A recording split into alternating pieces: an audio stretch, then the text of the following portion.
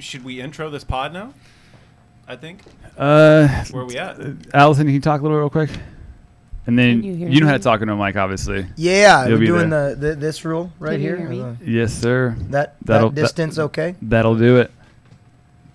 How's the how's your monitors? I can't hear anything. Okay. Oh, it's because Dave. What? Oh, now I got everything. What do I need cool. to do? Let me know. I have a bombastic voice, so Yeah. let me know if I'm too loud and if I'm clipping or. Yeah, no, you should be Hello. you should be good where you're at. Okay, cool. It might get loud. No worries. You can see you could beat Dave with the peaks. Yeah, we'll The sound spikes when he gets real rambunctious on a topic. It happens. I love it. Sometimes I get rambunctious. I love it. It's a little. Dave, go ahead and talk to that mic for me. Mike. Will you turn up my headphones? Kicking lyrics right to your brain. When Your you hear the headphones? sound, you be right as rain. There we go. Alright. Hello. Now I can hear. Allison, you got a good radio voice. I'm not gonna lie. You're breaking through it. It's like, oh, hello. Hello there. Just keep saying hello. Hello. All right. Should we maybe move that shoe right there, or do we want to keep it? Oh yeah, let's move. Do we want to keep that in the Yeah, shop? thank you, bro. Thanks for noticing. Another good call. You got the shoe. Good call with I know. the it shoe. goes- And I mean, the door, whatever. are Do we you want me to we're close leaving the the door door? open? Yeah, it's gonna get a little warm without it. It will get kind of hot. Yeah, I'm already hot as fuck over here. Same. This brick is real insulating. Yo, I work in Castaic, which is next to like Magic Mountain, Santa Clarita. It was 112 degrees today. No shit. It was Oh, stupid. is that a new heat wave? Is that another heat wave coming through? Is that what it is? all week long, man? We were working over at what was that venue, Pebbles? 5 Point. 5 Point out in Irvine. Yeah. It is fucking basically it's just a field with a stage and then some back the dressing rooms there are like storage containers kind of Dope. put together. Yeah, it looks dope, but on hot days it's fucking horrible. What are you guys doing over there? We work for a catering company. Oh, cool. Yeah, and I do. He's in the kitchen, and I do. Well, he'll tell you, he's just the dishwasher. But then I'm like the dressing room coordinator. So I do the shops for the riders and all that good shit, and then Right. bring it there and set it all up. So it's a fun job, man. Like I literally fell into it. And when I came out here in October, my buddy's like, "Hey, anyone want to work a show who's not getting drunk for Halloween?" I didn't have any friends out here yet, so I'm like, "Yeah, dude, let's do it." It was a Nice. Linkin Park tribute show. So Oh, dope. yeah, I mean, Bush was there, Alanis Morissette. What? Yeah, it was fucking. It was hard. I don't get like starstruck, Yeah. but I was just like, dude, what? Like Gavin Rosdale and shit. What? Yeah, dude. Oh, dude. It was pretty epic. So that was it was good times. And then yeah, they just kept calling me to continue to work. So got Pebbles a job there about a month ago now.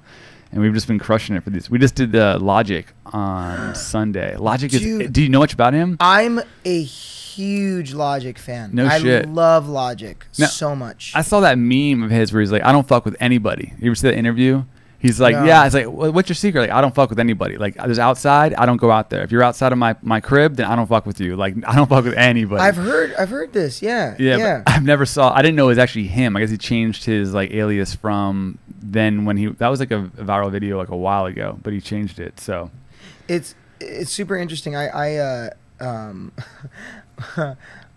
of my job, I spent a semester teaching in like a juvenile hall, yeah, and those kids they're so big on modern hip hop, and they're like encyclopedias about it. That was the class I did. I had to teach a poetry class, and you can imagine they didn't care about poetry at all. But so what I did is I made it a hip hop class, and so I just kind of like snuck all of the stuff I had to teach in poetry into like modern hip hop. And what I found out, there was some kids who were really passionate about it, is that Logic, in their eyes, while he's unbelievably talented, super fast, super just cutting edge, they were talking about how he's kind of a popularized version of this other rapper named Joyner Lucas. okay, And Joyner Lucas is a much more underground, heavy artist. Like, Logic had the song, the Suicide Hotline song. yeah, Joyner Lucas has a song all about suicide, and the video actually like depicts suicide on like 3 different occasions, and it's much more raw and less mainstream. It's So Right. intense. It's Yeah. a lot more like have you seen it? no. Oh. I'm just from what you're saying. Yeah. It just is more intense than Exactly, and Yeah. because of Not that, too far. Yeah, there you go. Gotta get in there. Gotta get in I there. was really close, and Pebbles was like, you might be too close. No, yeah, you have to be. Oh, now you have to be too close in that mic. Okay, Basically. good. That one's supposed to feel. That's like more of a stage mic. So Yeah, like I have my lips right up to it. So. yeah, that's designed for like if you're on stage with like a bunch of guitars and shit in the background. It's Yeah. like You trying gotta to, be right trying to get that there. mic space. Yeah. yeah. What are we Mhm, rocking? What- So these are actually the new Rode Procasters. Oh, cool. Yeah. So they're kind of. I wanted to get the Shure SM. SM58s. No. Oh. The SM7Bs are like the podcast ones. Oh, nice. All the big guys, but those are $500 a pop, and I'm like, you know what? Yeah, Let's dude. start here. These are like the 350. They're still top of the line, but they're not Dude, the Shures, you know. The thing about a Shure microphone is that like you could take it and like lay drywall with it for Oh, like for an sure. hour and Yeah. then go back and it will not affect the sound quality. Now, those are Yeah. like the sturdiest Hell yeah, microphones, man. for sure. I mean, they got to be. If you look at the guys on stage, they're manhandling the fuck out of Right, this thing. right. They're whipping them around. They're Exactly. dropping. Right. It's like, yeah, they got to be able to withstand the rock star So- lifestyle on stage. How was Logic Live? Was he dope? It was sick. And you know what? It wasn't like a traditional like show that I've been to. It was definitely like theatrical, and then he has like he really gets like a lot of crowd interaction going. For So- sure. So he's like, "Oh, we got any fans out here?" And like a random camera guy comes out. This is about an hour into his 2-hour set, and comes out like, "Oh, you look like a fan," and he's just like calling him out. And like there's a kid way in the back, like in the not nosebleed, but there was like a pit section, and then there was like the seating area. It's like first row of the seating area. This kid was like, I think he was 9. It was his birthday, and he's like, "Hey man, make a baseball or a basketball hoop, fucking baseball."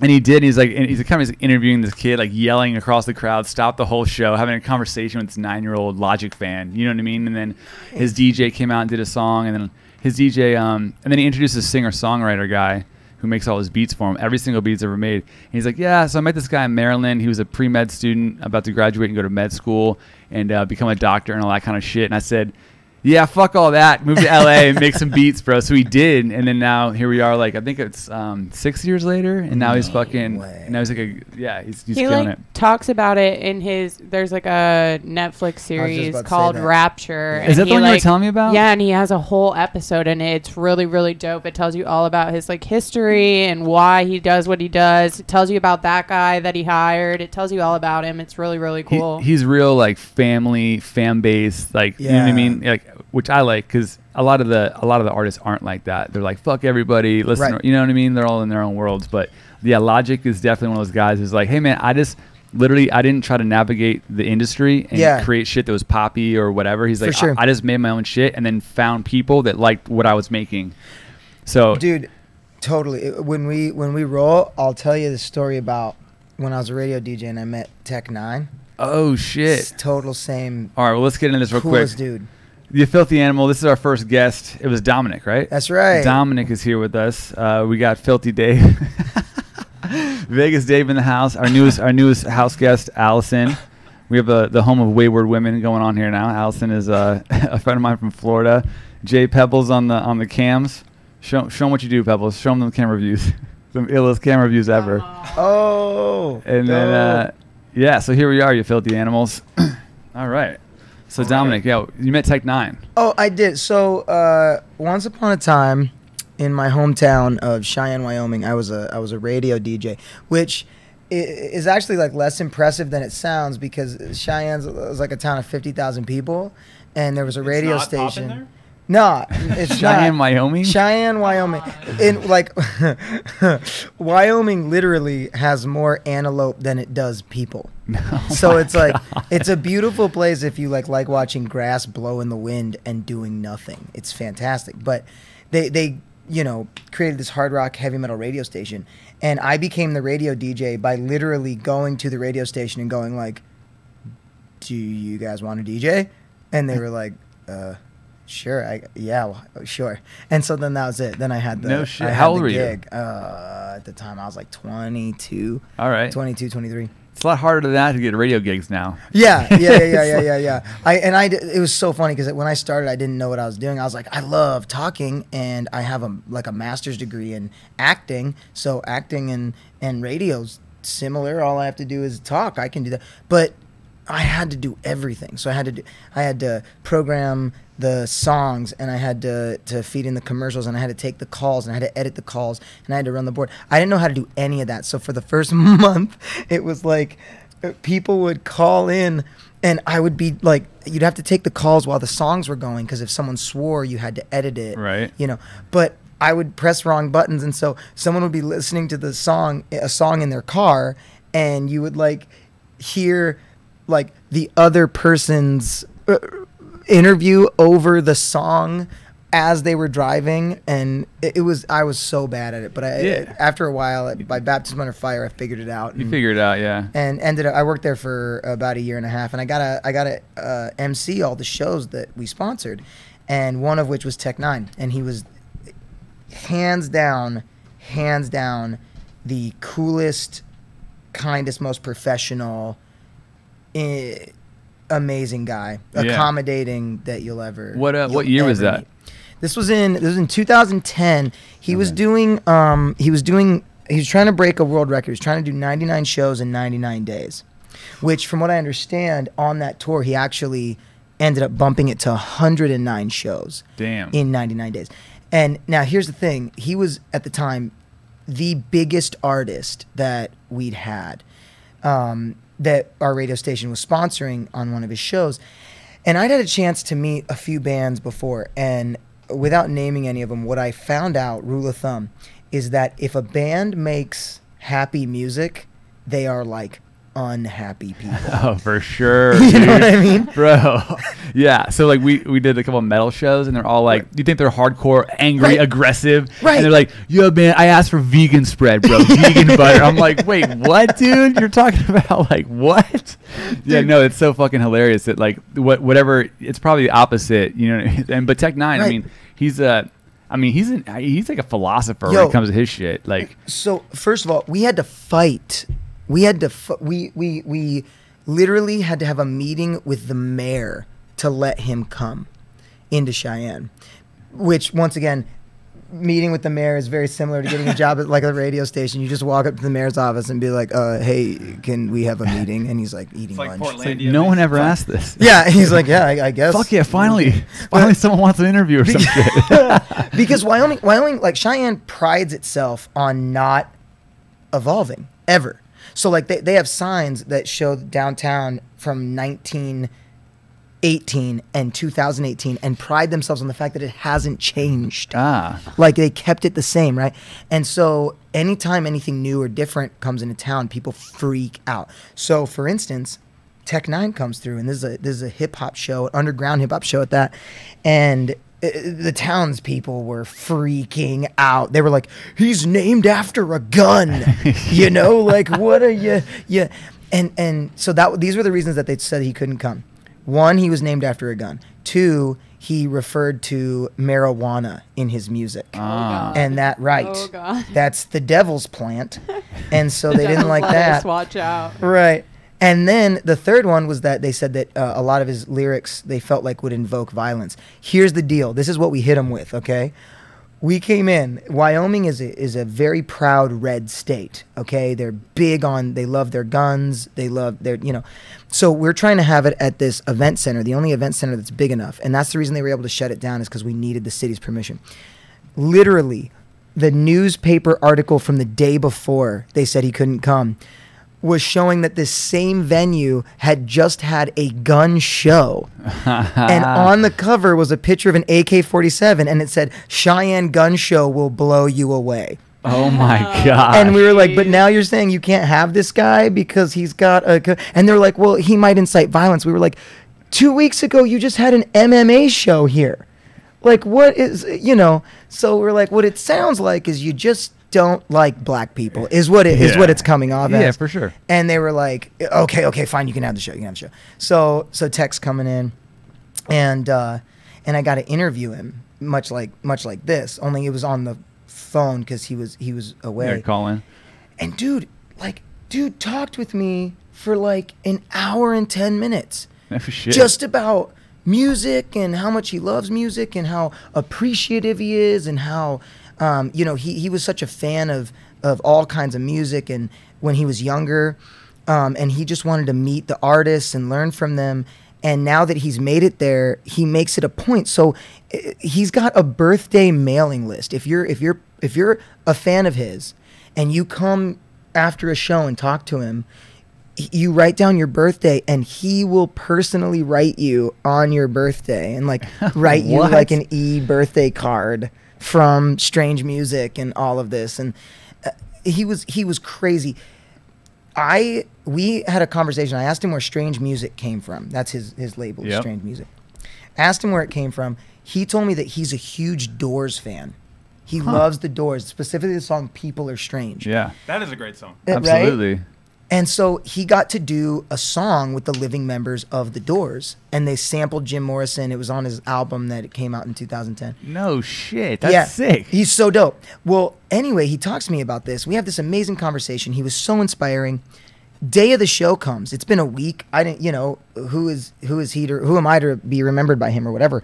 But after the show, his bouncer comes up to me and goes, "Hey, are you the DJ?" And I was like, "Yeah." He's like, "Mr. Nine would like to speak with you." Mr. Nine. And so I'm like, "Okay." So I go in, and he's in a tour bus and everything, and he goes, "Yo, man, I just remembered our conversation. I wanted to show you something." And he showed me a backpack that was signed by all the living members of the Doors. And he was like, "I thought you'd dig this." And I No was like, shit. That's pretty cool. "You are so cool." I became like a lifelong fan. Hell yeah. And it's artists like Tech Nine and the Logics that like really care about their fans. They have a career forever. Exactly. Whereas if you have like one song and treat everyone like shit, chances are not going to be around in a couple of years. You Well- know? Or you'd be, I don't even know, bagging groceries. Is that still like Yeah. something you say about people when they retire? I think it's delivery now. Delivery. so- Yeah, Right, you work right, for right, Uber. right. Exactly, Yeah, yeah. See, Tech exactly. Nine is never driving fucking Uber unless it's like some fan appreciation. It's Right. like shit, and, right? And the thing is like what we found out at the show was like Tech Nine's fans are like followers. Oh, I for mean, sure. he's like they like almost, it's almost like he's got like this like cult-esque following, but it's all because of that. Before that, admittedly, I didn't listen to a lot of Tech Nine. But after just that interaction with him and meeting him and how well he treated me as a random dude, I like to this day, if someone says they don't like Tech Nine, I will fight them. I'll be like, "Look, There's that violence coming in, bro. There it is. He did. Why only didn't want it? It's like And 10 years later. At the end of the day, he did talked end shit up about- inciting violence. The funniest part though about like when I listened to that interview back when I interviewed him is I sound so unbelievably white. Like, because Tech was great. He was such a pro. He knew how to edit himself. So if he was ever saying a swear word, he could do this thing with his voice where he made it sound like a record going backwards. Yeah. So he was like, "It was a crazy Was it? show," or like whatever. Hell yeah. And he's like, "Yeah, man, you know what I'm sizzling?" And I'm like, "Absolutely." I'm like, That's fucking awesome. That's fantastic, That's fucking awesome. Mr. Nine. Mr. Nine. Oh Lord. So okay. So back to bring that around. You were teaching poetry, and you brought it up to something they could Oh, relate I did- to by yeah, doing. So yes. you brought the rap basically. Yeah. Yeah, so what I do for a living, I work for a company called 5 Keys. Shout out. They are they're an accredited high school who goes into like prisons, homeless shelters, rehab facilities, places where people traditionally don't have a high education level. And they set up like, so they're dedicated to getting people degrees, first high school, then college, then that kind of thing. And so that's what I do. My 9 to 5 is I go and I teach things like life skills and addiction management, anger management, things like that. In these places, and they just let me kind of do whatever I want because they're super cool. I teach things like theater and music and stuff like that. Get that fucking plane coming in. Yeah, there it goes. The The enemy of any sort of like creative medium in Los Angeles. I'm hearing that fucking. Not to cut you off. I'm hearing that computer too. That fan that's. Whatever. Probably. Not to cut you off, bro. No, So, it's okay. so you do this 9 to 5. Yeah, that's my full-time job. Yeah. How many now? So you're going to, like you said, rehab centers That's right. or in prisons That's and right. whatnot. I go pretty much wherever they ask me now. The way that it started was I got I got my master's degree in acting from the Stella Adler, New York, out of NYU, and they had this outreach program where they would go into prison specifically and teach acting as a form of like rehab. Okay. And so I would go in and do that, and it ended up we would teach acting and do this kind of like week-long workshop where, you know, you'd essentially you give the students, the inmates, a chance to kind of turn their story into like a monologue, and then they gotta direct it themselves, act it, and we'd perform it in front of the cell block. And what they found was that, you know, these guys were opening up in such a way, getting to do acting, that it worked really well for the stuff that they're doing, that they're like court mandated to do, like anger management or like addiction or like stuff like that. So after they saw how successful it was, they kind of asked me, they said, do you want to come on and like teach theater or art or acting or music as a like therapeutic life skill kind of thing? And That's so awesome. that's what we've been doing. And one of the places they put me was a juvenile hall in East LA, and but they actually put me this time teaching English, and I had to teach a poetry class. And so you know, if these students like, if you can imagine what students in how they're going to feel in juvie about school in general, and then on top of that you make it a poetry class, like they're Right. not interested. But I found out that RAP stands for rhythm and poetry. That's what RAP stands for, R-A-P. I didn't Rhythm know and that poetry. shit. Wow. Yeah. I was Yeah. today year old when I learned that one. Yeah, right? So Holy so shit. immediately I was like, fine, like the state gives us this rubric that we have to teach your poetry. So I was like, screw it, let's call it a hip hop class. And so I brought in like Logic, and I brought in Eminem and Kendrick. That makes you a good fucking teacher, because that's the only way you're gonna get through to people. It was amazing. It was so cool. And what made it even better was that part of the curriculum says that we have to, in a poetry class, you have to show off an accredited author, like an award-winning author. And that year, Kendrick won the Pulitzer Prize. Oh, so no I got to shit. bring in Kendrick Lamar as my acclaimed author. No shit. So it was That's awesome. it was dope. That's We- cool we had that a fun like time. your company lets you do that too and kind of make it your own. They're the best. Then they're that's totally what they believe in. Their philosophy is that, you know, a lot of times the reason these guys drop out of school or whatever is just because the school system, the education system, it caters only to those who kind of apply themselves, you know, in the structure given. But if you think outside of the box in any way, a lot of time you don't do well in school. That's a traditional thing. You For know what sure. I mean? The even the geniuses of our times, the Kurt Cobains or Albert Einsteins or whoever, traditionally sucked at school. Yeah. Yeah, Be- they like Albert Einstein like dropped out. Right. So yeah. All of them did. Look at every. I think that Einstein thing was a myth, but I just. Well, whatever, dude. I mean, look at the self-made No, but the point millionaires stands. and billionaires of Right. our generation. Zuckerberg, fucking, you know what I mean? Right. Bill Gates drop out. Steve Jobs drop out. I Right. mean, you know, there's a list goes on Logic and on. himself. I'm sure. High school dropout. Yeah, Yeah. and school is something that hasn't. I mean, my iPhone has changed. Or shit, fuck that. My Samsung Galaxy S8 Plus. I'm waiting for that Note 9. Sorry, shout out Samsung. Hey, But- that sponsorship.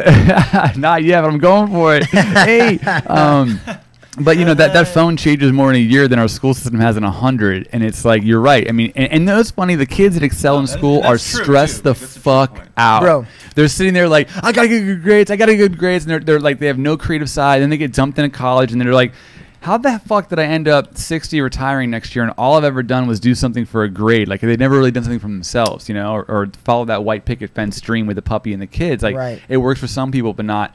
I mean, I would say not most at this. I mean, now if Right. you look at Yeah. like the failure rates of schools and the dropouts, and Right. then if you look at juvie.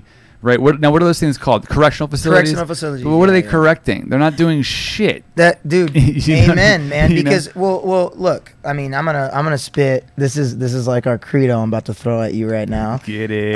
Here's the thing. Here's the thing. The United States has a third of the population of India and China. Okay, India and China both over 1 billion people.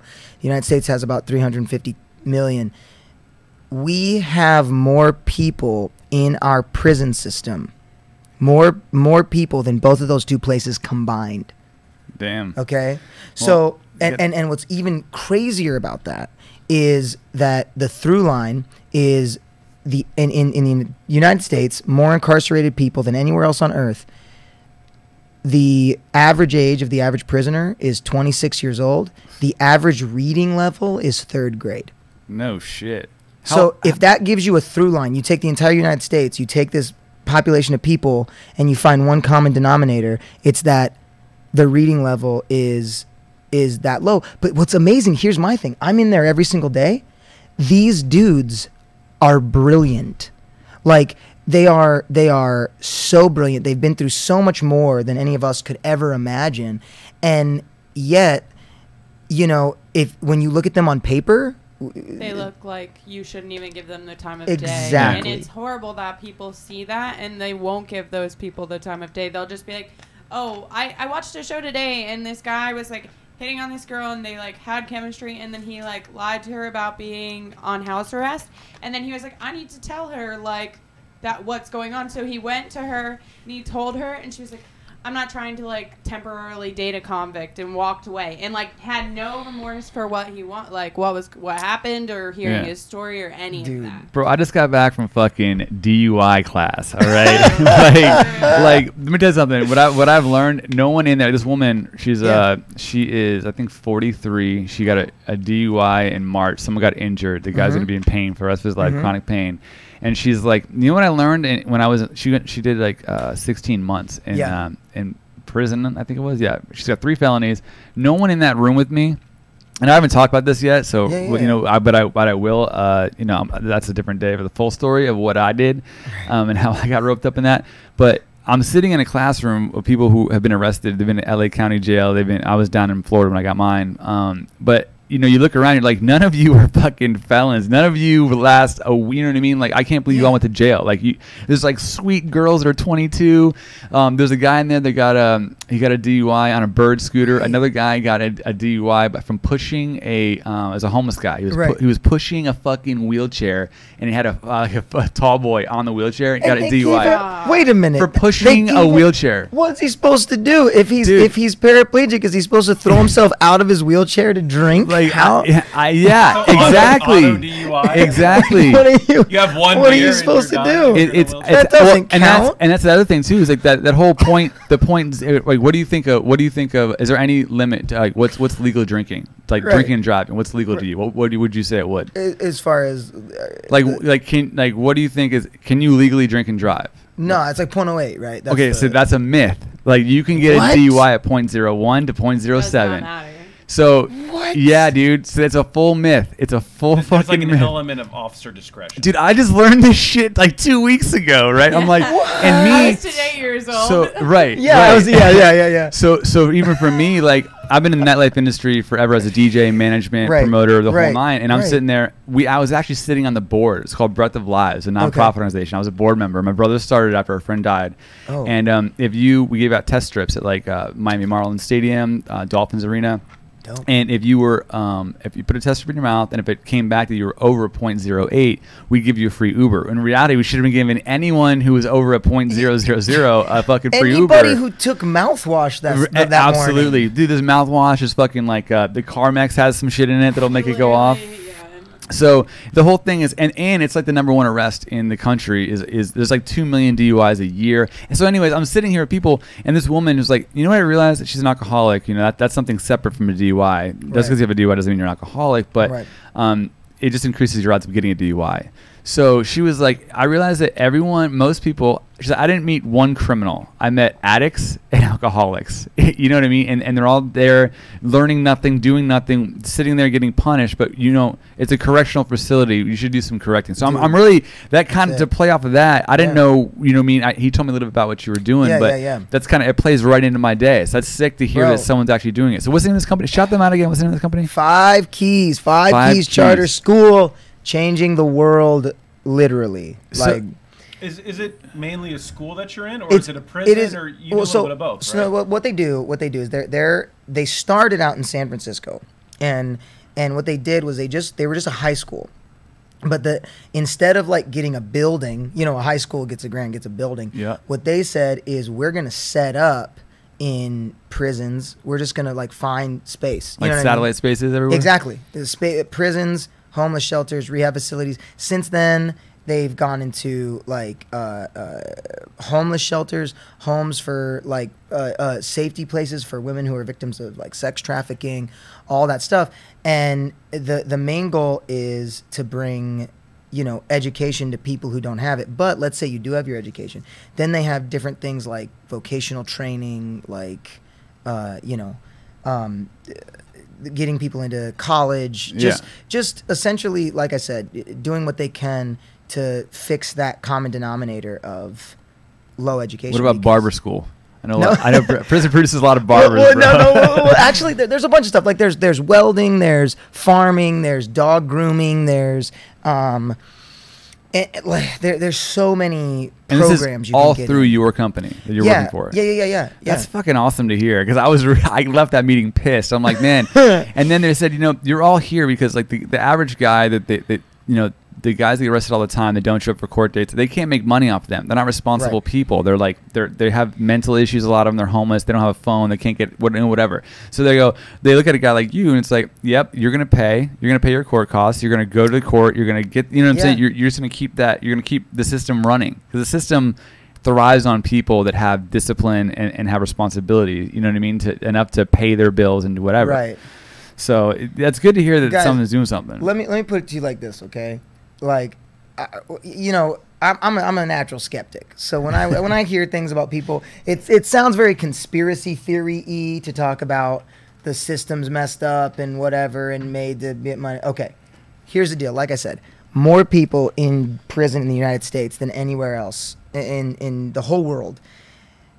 They make so much money off of these guys Oh, for in sure. prison, because you know the 13th Amendment says that slavery is illegal unless you're institutionalized, as in you cannot get money from someone else's labor for free unless that person is institutionalized. Okay, so my son's eyeglasses made in the prison. Okay, Really? Yes, like license plates made in the prison. All these things that they're doing. They're generating revenue. They're generating tons of revenue.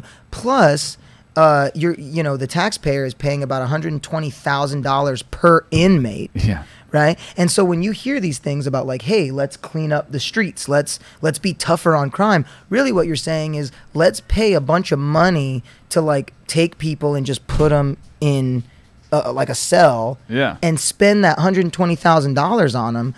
And then keep them there, because recidivism rate is like 88%. Yeah. So, you know, what the taxpayer could be doing, like we were talking about before, is taking that money, that $120,000 everybody's paying anyway per inmate, and paying for, instead of a mandatory prison sentence, a mandatory rehab facility. Because the majority of it, like you said, is addiction or something like that. But not only that are they making money off this. The guys who are locked up, they get, for lunch every day, they get a bologna sandwich and a thing of peanut butter. That's their lunch. In the morning, they get, essentially, it's like gruel. You know, they get gruel, and then they get dinner, whatever. Yeah, that's pretty much what it is. May I have another? Yeah, that's it, right? So if they gnarly, want, bro. but if the thing is, if they want like you know, a snack, like something, they have like this kind of commissary thing inside, and their family can bring them money or whatever. A single pack of ramen noodles, like just a little thing. How much is that at the dollar store? What, like? I think it was 10 cents. Yeah, or 10 like, for a dollar. Yeah, something like that. 10 for a dollar. So like 10 cents, right? If they want one of them, It's like it's $1.50, $2. $2. Yeah. Yeah. So and they buy it, of course, because they don't want the bologna sandwich or whatever. So just off ramen noodles, they're making something like 150% markup profit Right. off of each inmate. You know what I mean? I mean, it's crazy. It's nuts. I mean, 120 a year. I mean, they should be walking out there with master's degrees Right. if they're getting out. And Right. then, you know, that's insane to me. But yeah, the markups are crazy. I had a couple buddies doing time, and I was putting money in there, and then the fucking phones. Right. Holy shit, bro. Right. The amount of money I spent on just that privilege, you know, to talk to my boy fucking locked up for some bullshit, you know. Right. And it's always, you know, you said. It's, you know, you talk about these things and it's like, oh, it's a conspiracy theory, this and that. Right. Like, at the end of the day, it's like, I fucked up. I shouldn't have been doing what I was doing. But why is there this myth? Everyone now is asked. They tell the cop, if you've been drinking, they say, I had a couple of beers hours ago. Right. Why do you say a couple of beers? Because 0.08 is legal and 1 is, you know, it's supposed to be 0.04 around there. Right. So once you tell that to a cop, that's admission of guilt right there. You've been drinking. Boom, he takes you in. I mean, the whole system is set up. And then, like, the real prisoners, though, I feel like are the fucking guards that have to work these prisons, bro. Those guys. They have no fun. They can't, you know what I mean? Right. They're silent. They don't talk to anybody. And some of them, like, there's like a mixed bag, but at least the ones that I work for, man, are some of the coolest people. You know, they don't have an easy job. They don't have an easy job. And so...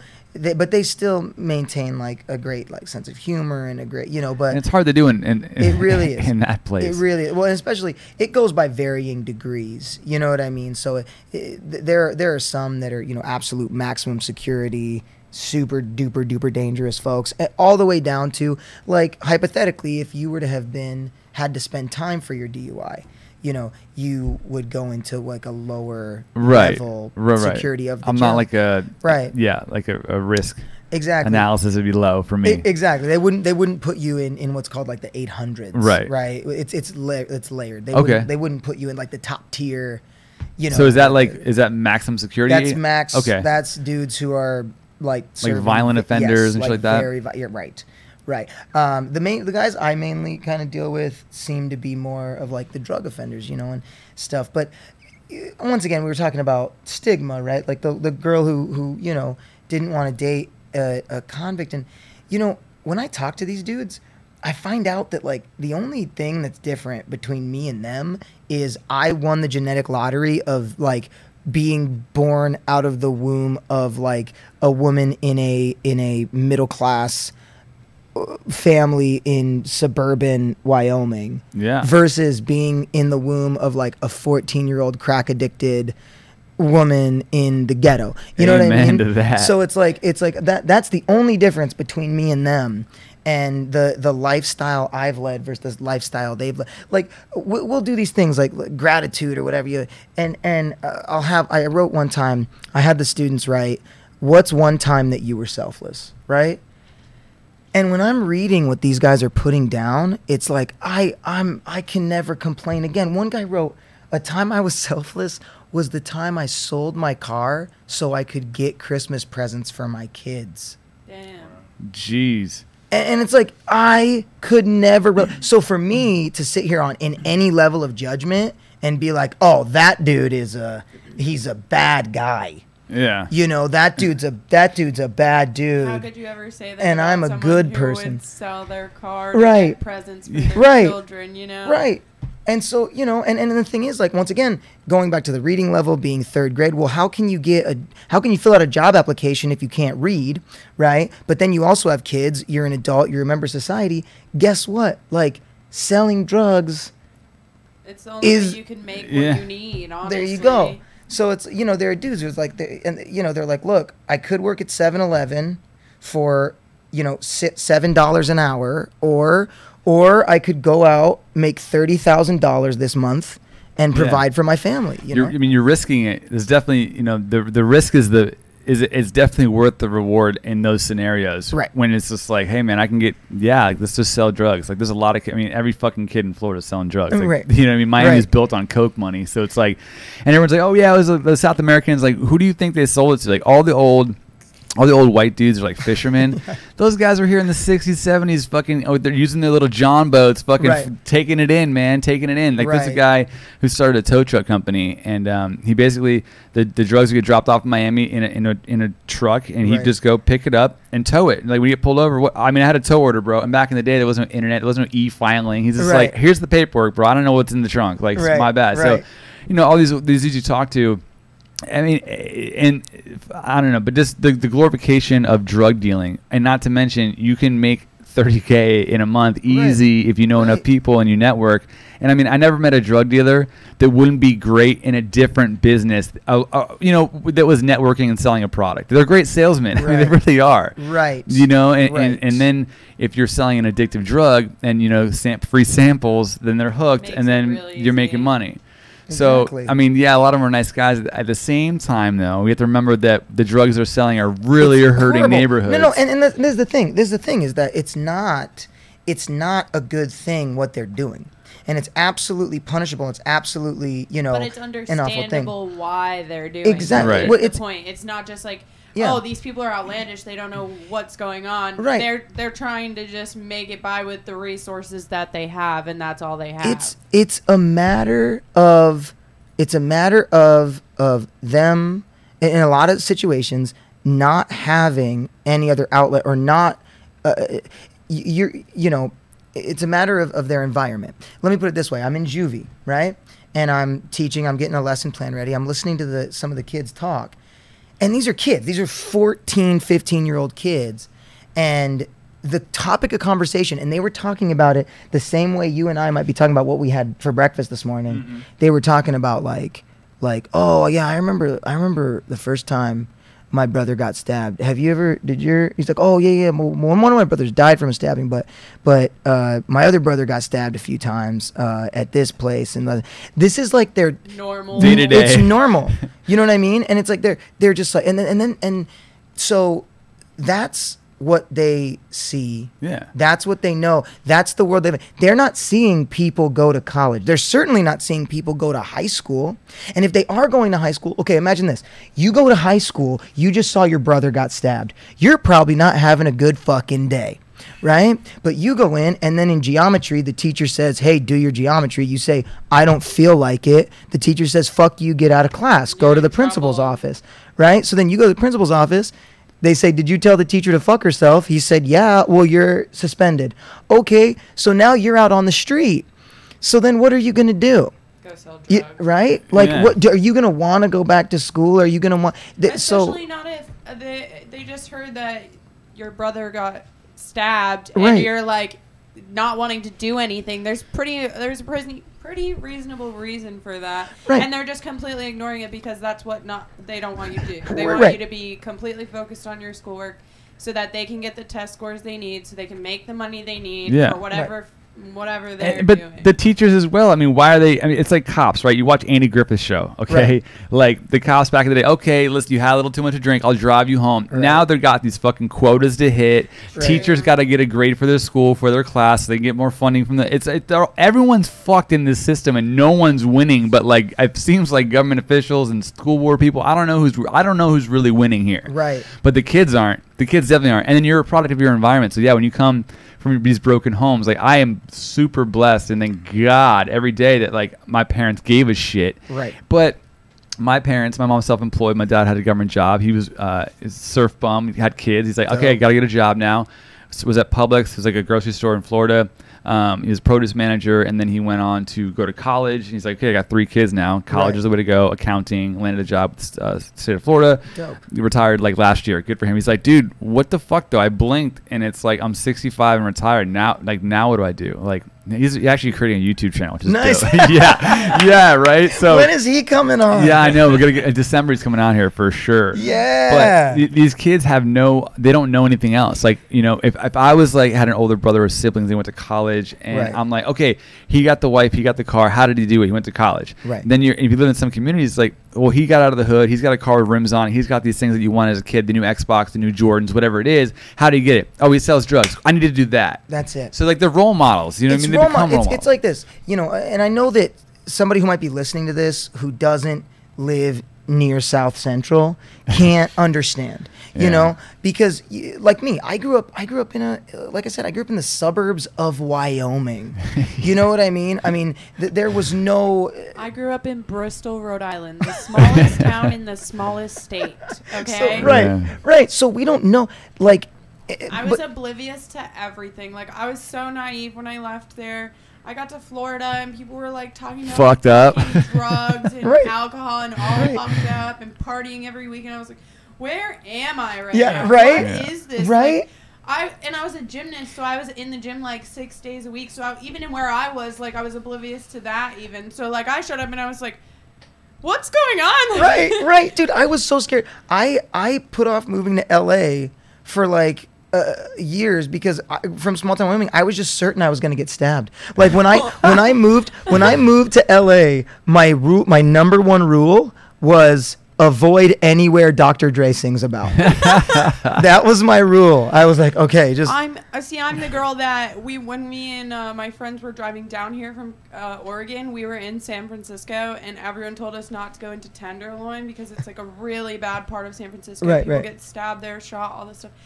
Me and Cassidy decided to go for the day to the city by ourselves, and guess where we ended up just wandering through for like 20 minutes, and then we're like, damn, it really smells like pee around here. And we like looked around and we were like, fuck, we should not be here. And like the metro. And we like literally went over, like we found her boyfriend later and we like told him like, oh, we were right over there, like as we were driving through. And he was like, what? You're serious? And we were like, yeah. And he was like, you were just walking around there? I was like, yeah. He was like, that was a bad idea, guys. Don't do that again. We were like, we didn't fucking know. That happens a lot. My fucking like the bad part of West Palm where I'm from is Tamarind Avenue. And it's a Halloween one year. My cousin from Pennsylvania, we go there visit him. We see Amish people everywhere. Right. And it's a Halloween night. He's dressed like a Ghostbuster. I get a call in Riviera Beach off Tamarind Avenue so Tamarind and he walked down Tamarind to Riviera Beach, the second most dangerous part of that area. Right. And he calls me, he's like, yo, I'm on Silver Lake, he's in front of this laundromat. I go pick him up. I go, bro, you were literally on the worst street corner in Florida. Like, what? And like, just like, as a Ghostbuster, dog. Right. Like, what? You're lucky fucking the hood fucks with the Ghostbusters. Because if you were like, I don't even know. Lucky like Winston was a Ghostbuster, man. Yeah, it's true. Yo, like, same. So my first blackface though, bro. Like, what the fuck? God. Could you imagine? He'd be dead right now. We wouldn't be talking about this. Jesus. My first month in Los Angeles. How long have you been here for, by the way? 6 years. Okay, cool. Well, I'm going actually. September will mark my 7th year in Los Angeles, which is wild. You made it. I made it. Yeah, I did it. I'm all right. My first month here, I go to the DMV because you got to get like California plates or whatever. And not knowing anything, I go to the DMV downtown, which is the worst. The worst. Yeah. Now any Angelinos, like, you clearly were new. And so I didn't know like the way stuff worked or neighborhoods or whatever. So I go in and the lot's full. So I'm like, okay, I'm just gonna go around the corner. And I find myself in like South Central. You know what I mean? Like just totally. So I go into a cul-de-sac and I'm like looking around for street signs, whatever. Anything. And this dude in a wheelchair, okay, with like a scar on his face and sounds about right. Gold teeth.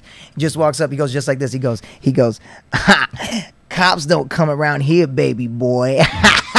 Like that. My God. I shat myself. I was so scared.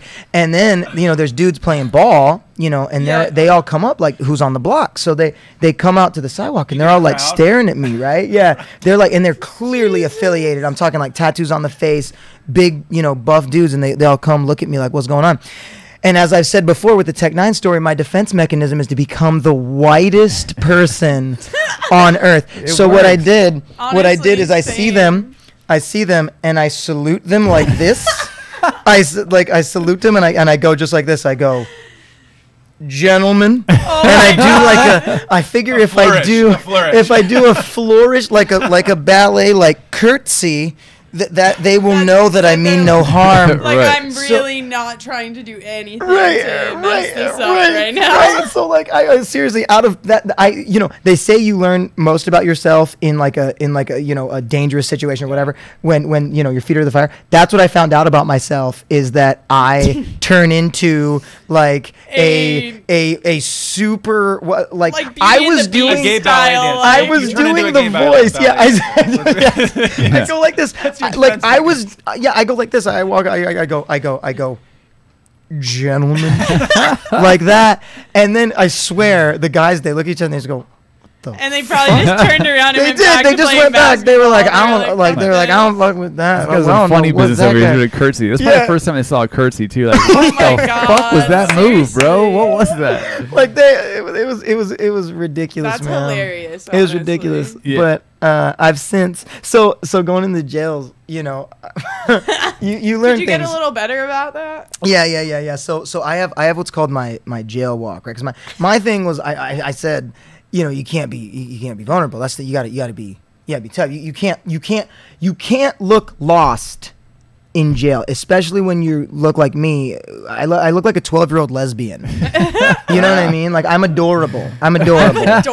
So I'm 5'2". I'm fucking I dead. seriously, I look 12. The last thing I can do is look vulnerable in prison. No, you're right. You know what I You're mean? right. And side note, like this is a true lesson. This is what I learned going to jail. First of all, I don't feel worried anymore, and I have to say that. Like I go in, the dudes are the coolest dudes. I'm still an actor as well. That's why I teach acting. I had an audition, a big audition. I had a call back to go to Barcelona, Spain.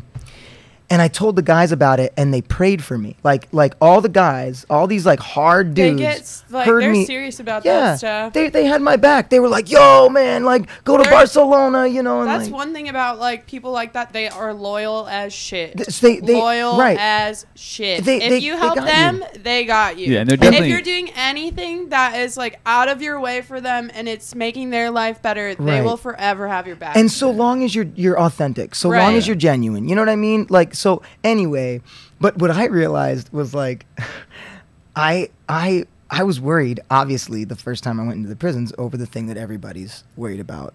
Going into prisons, being a dude, Yeah, right? yeah. Like that's The butt that's play. the big fear. That's the big fear.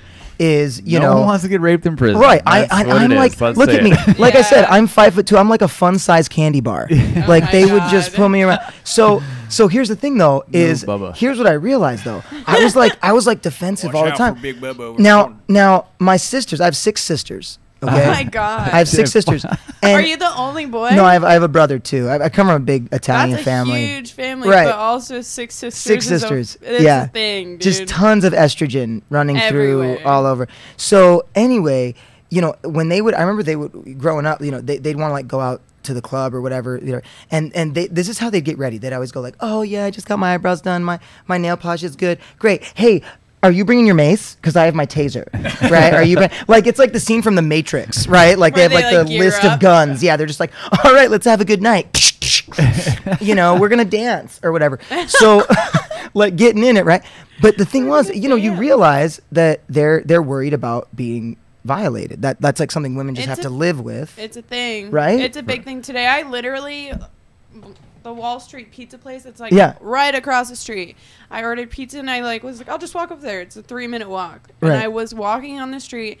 I got to a crosswalk. This guy just started screaming so loud. And he's like, "Hey girl, hey, gorgeous, what's up?" And I'm like trying to just like avoid the situation and hope that this like light changes or I get to go. And he just keeps going the whole time. And I like look at him and acknowledge him so he knows I hear him Right. and still continue to ignore him. And he still keeps going the whole way across the street. He yelled. I got to the other intersection. He yelled there until his friend drove away. And I'm just like, you know, not for nothing. Like, if you want to yell one time and, like, let me know, cool, whatever, you do Right, you. Like, right. but when you're harassing me over and over again and I'm literally looking at you so you know I'm ignoring you. So and, like, you're... was he hanging out the passenger side of his best friend's ride trying to Trying to hop hop Is that what happened there? Guys, I don't want no scrubs. But okay? here's my point. This is my point exactly. Is that like you were just trying to go get some pizza. My sisters are just trying to go dancing. For those who don't think, for those who think that who argue that life is in America is harder for women than men, for those who dispute that, I realized that I have to go into prison. I have to go into a prison Yeah. just to feel the same way a woman feels On a on a daily fun basis. night. Like Right. on Daily Right. on a night basis. they're just trying to enjoy themselves, Yeah, right? It's really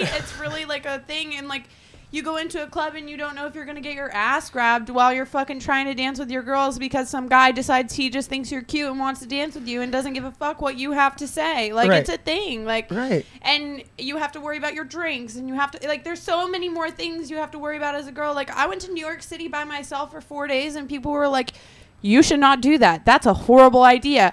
I think I told you not to do that. Opie was like, you're That's fucking not a psycho. good idea. Like, what are you doing? Everyone was But- like, Right. don't do it. I went. I had the best time of my life, and I felt on top of the world when I came back because everyone told me I couldn't do it, and I did it, and I had no Fuck problem yeah. doing it, and it was Fuck yeah. amazing. Fuck Side note, I did run after hours clubs in Miami, and we had a few gay nights. I have been hit on. I believe I've had it. my dick grabbed. I mean, I mean, believe it. I don't know what it is. So I've felt that, but Gay once guys again, get real serious though. oh my They- gosh, yeah. No, the They just go word. for it. For real, Like, they go for it. Oh my They go God. for They it. just It's grab the crazy. dick or Yeah. fucking- What I like Yeah. is it. So there's these I don't know. I'm talking like I don't know, but the studs of the lesbians, right? Right. Those are the ones that dress like they have Right. like the edge, the fade, the hip hop Right. style lesbians, right? Right, And they'll go hit on a chick and grab her right in front of the chick's dude, and he's Oh, like, yeah. "Yo, you're dressed like a dude. You're talking like a dude. You're grabbing my fucking girl. Like you're gonna get knocked the fuck out." So I've seen, and then once they get hit, like, "Oh my God, he hit a girl." I'm like, "You just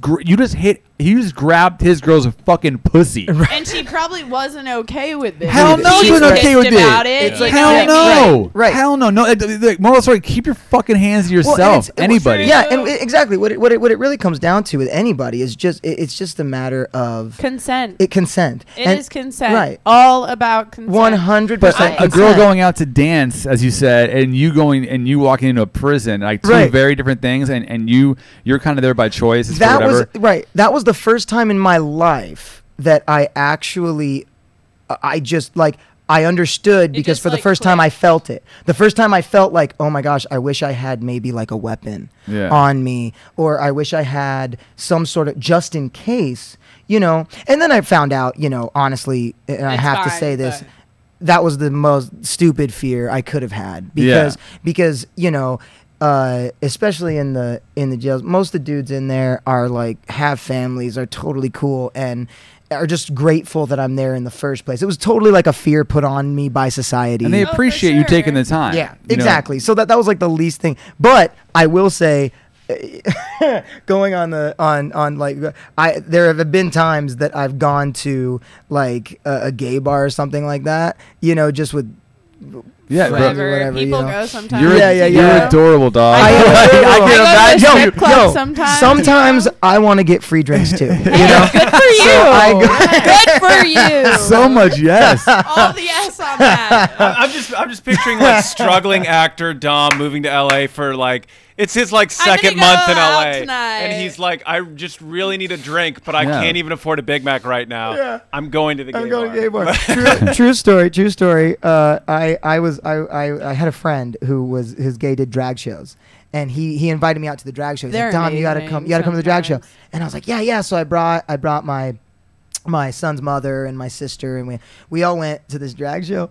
And I like how you said son's mother. my there. son's mother. Yeah. Yeah. I love that. Yeah. I don't like the term. Baby I mama. don't like The the term BM? baby mama. Baby Yeah. mama. Yeah, because we're still very like involved in each other's lives. And stuff. Co-parenting. Yeah, Just we're say, yeah, co-parents. that's right? good. That's so good. I like son's mother. It's very I like it too. Yeah, It and sounded nice. It's Yeah. not degrading to her either. It's like my No. son's mother. Yeah, like, it's you my know what I son's Instead mean? of mother. like baby mama, that Right. has like a real stigma to it right. nowadays. And well, it's a clear relationship. You know what I mean? It's like especially if because we're both single now, and so you know if you're dating, well, all right, but this is my son's mother, so Right. there is a there's a relationship respect as there's a well, right. relationship there still that Right. we still like respect that. and- Exactly. Yeah. So we go out to this gay bar. and back When- to when- are the- you Back to guys? this. You're together at this point, or no? You're separated. At the time, we're at the gay bar. Oh, you're we still were together. together. Okay. And so anyway, but admittedly, you know, as a straight guy, I felt we went to the Abbey, and which is the gay bar. That's like the, you know. I need to go to WeHo? this place. Yeah. I Oh, yeah, we love gotta check gay it out. West Hollywood, bars. yeah. And so the thing is that, you know, I as a straight guy being a gay bar, you do have like your defenses up. Like you have to introduce yourself to everybody. You know, like my buddy's doing his drag show, and he's like, "Oh, this is my friend." I'm like, "Hi, straight Dom. Straight You can just friend. call me straight Dom." Call me straight. You Straight know, Dom. you Nice feel to meet you. so. Anyway, crazy thing, I I ran into a college buddy who I went to college with in Chicago. Okay. At that gay Yeah. Damn. He's at this gay bar. We haven't seen each other since then. And the thing is, he's there. And I walk up to him, and immediately he sees me. He's like, Dom. And I'm like, whoa, what are you doing? And he immediately fires into like an excuse thing. He's like, I don't normally come here. I have a, here's the thing. So I'm with buddies from You're like, work. okay, so you're and he's gay like, I just is moved what I here. got And out so, of this. you know, yeah, he's like, you know, we were at work or whatever. And I just thought, you know, they wanted to come to a bar. They said that this one was great. I didn't realize it was. And then he goes, wait. What are you doing here? You know? For sure. But yeah, so I had guys, they were so aggressive, and to be honest, like some of it was good for my ego. It is great. You know? If a gay guy hits on you, you're like, all right, I'm gonna put together. Right, All right. You So, know like, what I mean? there were some guys who came up and they paid me. They were respectful. You know, they'd want to buy me a drink and just like, hi, how are Hey, you? can I They buy asked you me a about my drink? day. Yeah, it was like I They're like this really attention. nice. Dude, For sure. As What a I- man, it's amazing how long you can go without a compliment, without receiving any compliments in your life. Yeah, and Yeah. women Whatsoever. are like, I Yeah. need one daily, please. How do I look? Right And now? roses Like, and Right. food Yeah. options. I, and- Right. I've gone like probably options 4 for years without a sure. compliment at one point. Right. I feel right, easily. No, totally. And so it was nice to get that. But what wasn't nice was a guy comes up to me and goes just like this. He goes, "Excuse me, are you single?" And I was like, "Actually, you know, I have a A girlfriend. yeah, I said Partner? wife. I was like, I have a wife and mother, or I have a wife and son at home." Yeah, if you I have And a he mom. goes, and he goes just like this. He goes, oh, so if we were to go into the other room, you'd be single. Oh, You know, my like that. God. And immediately They I was always like, do that. I was like, no thanks. And then he stops me and he goes, okay, before you go, I just want you to know that if you come into that other room with me, I have some honey and I would like to lick you from head to toe. Literally what he said. And I was like, whoa, you know, going back to like the consent thing. So straightforward. I had a gay guy hit on me, and like as a girl, I had a gay guy hit on me, and it was like the most abrupt, obscene. Like, Oh, and they're I to was the just point. like- There's no questioning of getting Yeah. laid if you're a gay male. It's Well- like, oh, I'm gonna definitely get laid tonight. Like this guy just Like, told me to that lick me guy- with honey. Like what the Right, fuck? right. But yeah, they put their shit out there. Well, like that's it. Like, they don't care. There's no shame. There were some dudes that were so sweet, and like if I was gay, I'd be like, yo, Yeah, you're a nice. I would guy. absolutely give you my number. That guy, no, thank you. Yeah. Absolutely. But Like, what I was thinking though was like, who's the guy who says yeah?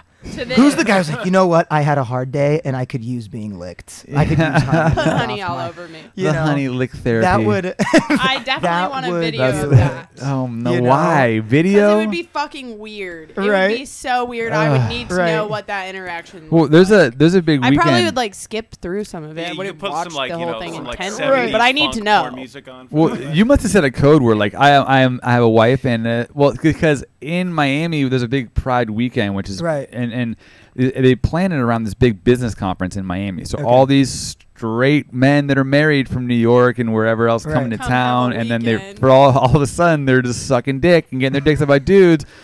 And you know, this one guy was passed out on the couch, and oh my god, these guys are animals. Like, Right. This is the one weekend like they hold it in all year. 51 weeks of the year, they are straight, married, nice. You know, not Right. you can't be nice, but they're in their zone, and then they go all out. So they're like fucking. This guy was clearly on fucking drugs, passed out. I look. I'm like, okay, we need some identification. He's passed out. I pull out his wallet. He's like, I Google his name. He's like the #1 like dental. It's like plastic surgery dentist. What do you call that? What's the word? Cosmetic Oh, dentistry. Yeah, Sure, cosmetic sure, dentistry. something And I'm like just that. like, what the fuck? He's got a picture right there on his LinkedIn, him, his dogs. He's got one of those photos where they're all teared up in Florida on the beach. They're all wearing blue jeans and the white Right. shirt. I'm The like, whole this guy, family. meanwhile, this guy is fucking in a K-hole, like On a fucking couch licking somewhere at ass, Pride. eating ass all weekend for Pride weekend. I'm like, holy shit, bro. Like, you know, Yo, and he's an ally. dude. He's a true ally, man. Bro, but like, what happened? This guy can't be himself in his own life. I mean, maybe he just Right. likes to do that though. Maybe he like really enjoys that. But like for 1 week of the month Hey, or 1 week of man. the year, he's just He like, does I'm going something out. really fucking weird. Yeah, Like, if he did that every day, it might get old, right? I I mean, you know here's what? the You're thing, probably like, right. People trip on mushrooms every so often. Right. People do drugs every so often. People go out and party every so often. Yeah. You do you, dude. Like, You know, it's yeah, weird. you're right. Yeah, it's yeah. weird, but like You're not hurting if- anybody. Yeah, For sure. I mean, if you have a wife, you might want to He's like like- run that that by her. Well, that's the but, thing. Yeah. like- Well, yeah. You know, and But Yeah. me, like, I mean, it would be fucking weird if my husband came to me and said, like, hey, I want to have sex with dudes No, just for that's this a question. weekend. But I'd be like, hey, fuck, at least it's not a girl. By all means, have fun. Nice. I don't have You're- to watch, you know? is it okay? So what if you found out your husband of 5 years, Allison? Play this out. Right, You're a little right. different, Here but we go. Yeah, 5 it's a little year, weird. a husband of 5 years. You got 3 kids. You got a dog. You move back to. Where you from? Maine? No, Rhode Island. Rhode Rhode Island. Island. You're from Rhode The Island. smallest town in the smallest. Yeah. So Rhode Yeah, Island. that you was a get the white memorable picket point. fence. You I know. say that for that reason. You're right? you're on the the what's- like wifey what's like the status. yeah what's like the parent thing that for school student Oh, yeah, the- okay. parent Parent teacher. conference. Yeah, PTA. Yeah, you're like on the board of that PTA, PTA. Yeah, you're on the Got it. board. You're fucking. You're straight bringing over Tupperware, baking cookies and shit, right? Oh yeah, bake sale mom and all the things. You find out that your husband is on video soliciting male prostitutes in Miami on a weekend. Okay, Did would he you? tell me about What, it? here's my question. The first question is, what's worse, if he cheats on you with a woman or with a man? What's worse Okay, than so that? I feel if they cheat on me with a woman, it's a little bit worse. It's worse. Okay. Sure. Because I mean, get at that. least like if they cheat on you with a man, like you weren't what they wanted. Like you weren't being compared to him. It was something just completely different So from in what other you words, are. you would have known it's not you, it's him. Yeah. I feel like a guy. I had a guy who like he broke up with his girlfriend of like 7 years, and then she turned like lesbian, full lesbian on him, like no dick at all. Honestly. And he's like, "What did I do? I did it wrong. I did oh, men see, wrong." I It's like, don't no, feel like bro. that at all. Yeah, it was like, Yeah. no, bro, it's not you, man. She's just into that more than she's into to whatever you're offering. Right. You know what I mean? Right. Like sometimes, Right. and then a lot of people, you know, it's pretty recent that being gay and being open about it is like it's you know it's very- yeah. generally accepted now. I mean, I don't give a fuck what you want to do. I mean, it doesn't matter to Right. me, you know. Right. As long as I don't have to watch, you or know, anyway, unless I want to. Allison, but- you would fucking watch. Shut the Yeah, fuck well, I've asked to There's watch gonna be a new everything one. else. You know I what's mean, funny? Watch. No, real quick. Here's what just my little side note. It's funny when people say things like, you know, like what you said, like you know, I don't mind it just as long as I don't have to watch.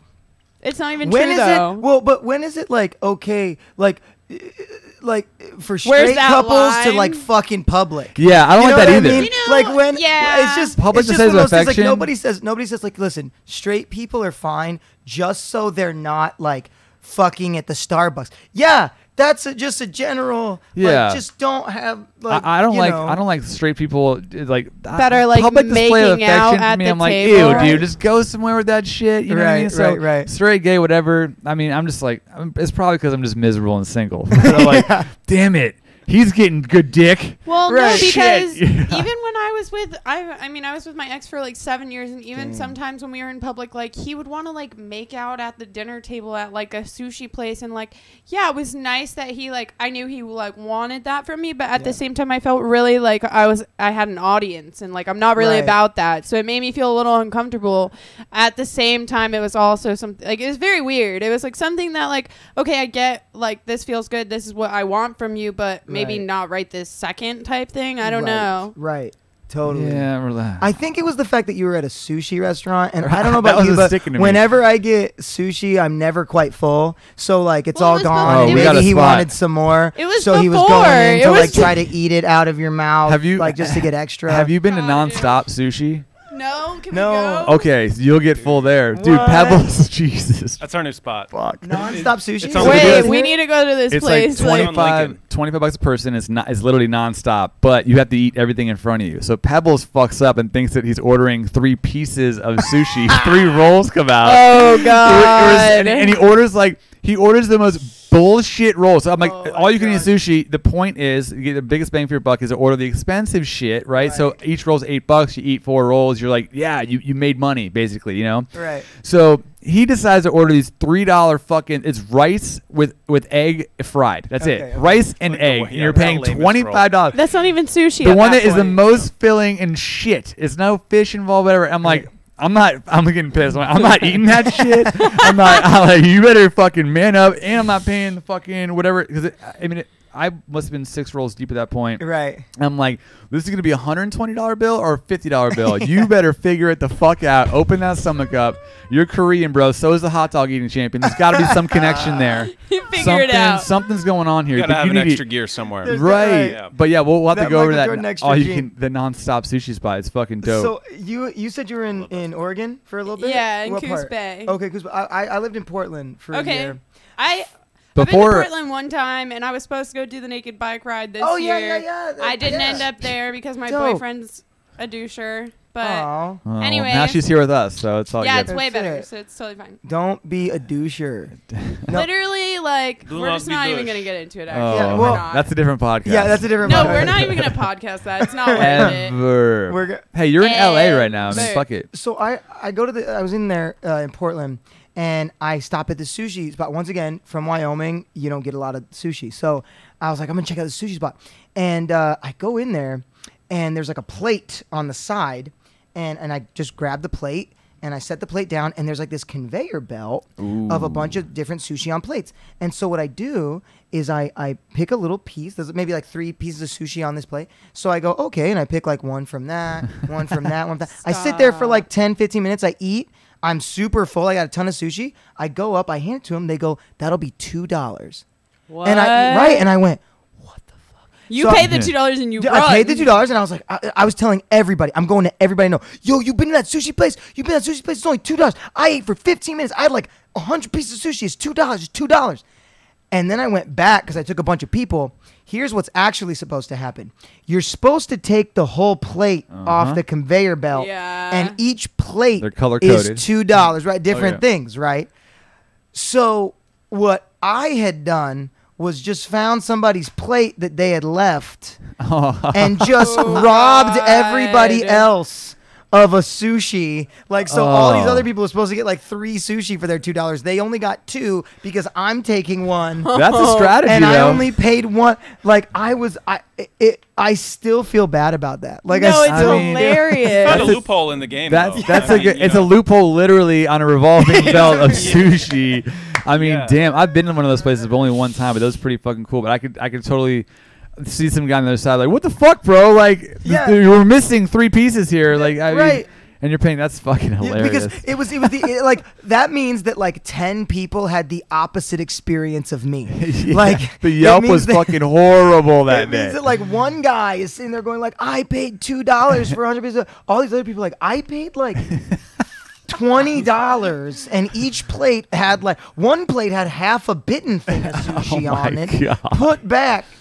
You know, Yeah, I wonder how sanitary that. I mean, there's got to be health. How do they get away with doing that too? know, Like, there's sushi out there, but that's funny. So, how long was Portland before LA? Or was it in like? no, Portland was before Portland. Portland was before LA, man. Portland.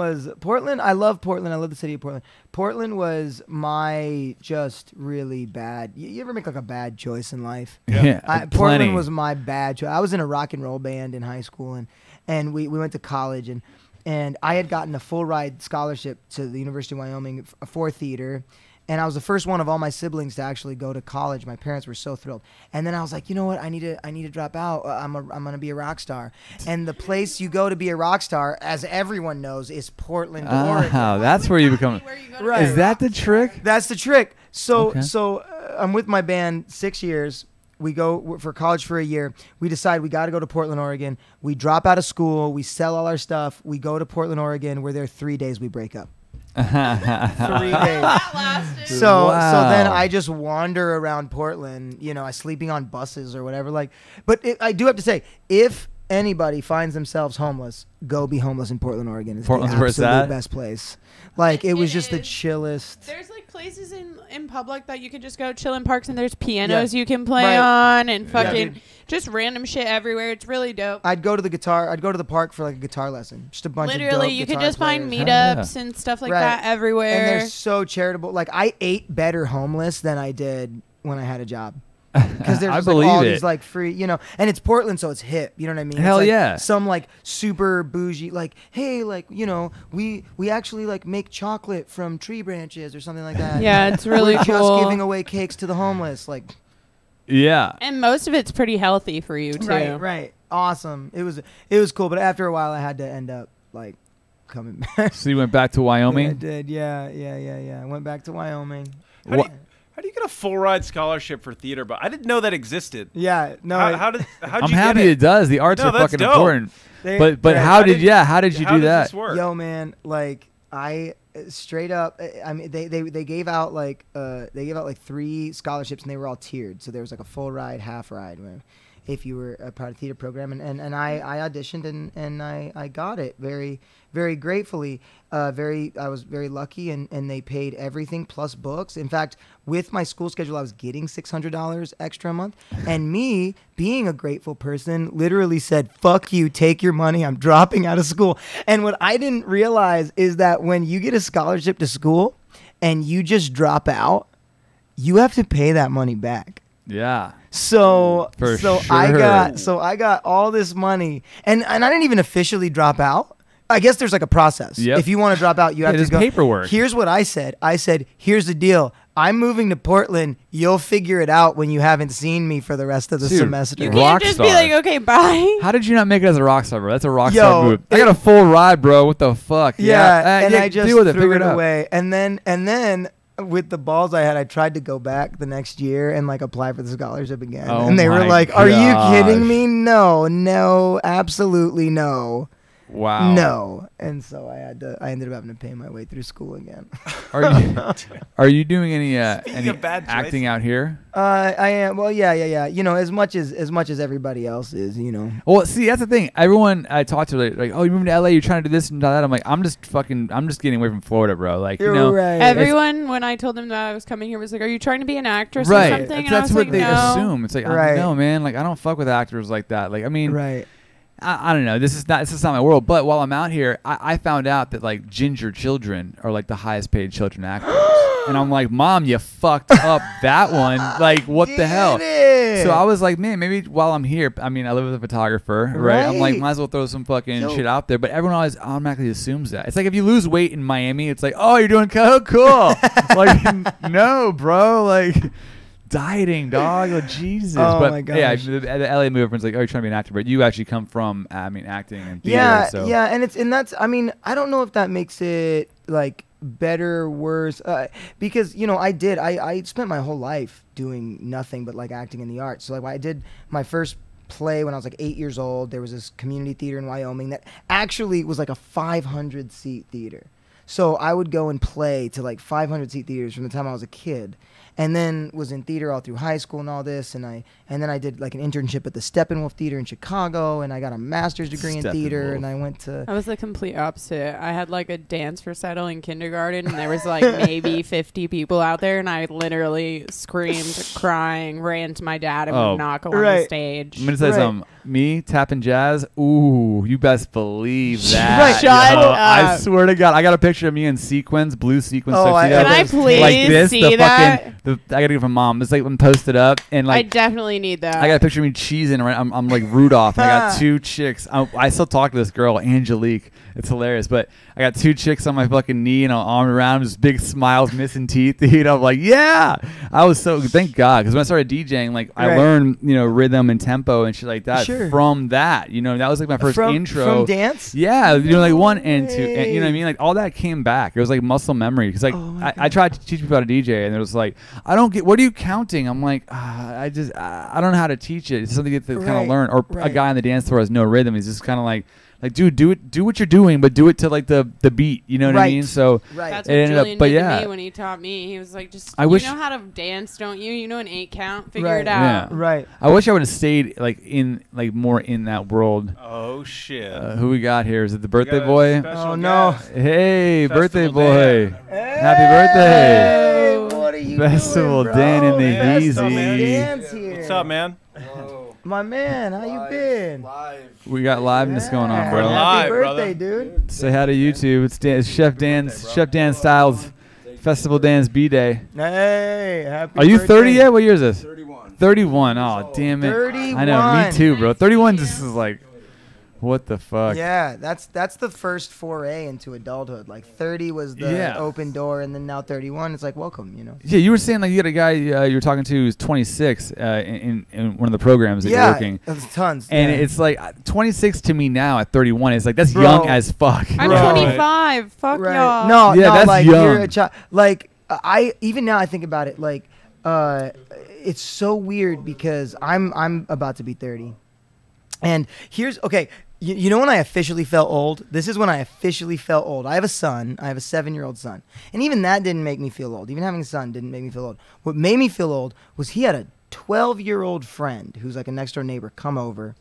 And she's like, I'm so excited. I'm turning 12, so my parents are letting me get social media. And I was like, oh, congrats. She's like, but I had to only pick one. I said, which one are you picking? She said, Instagram. I said, that's great. I said, every girl I said, ever. right. Yeah.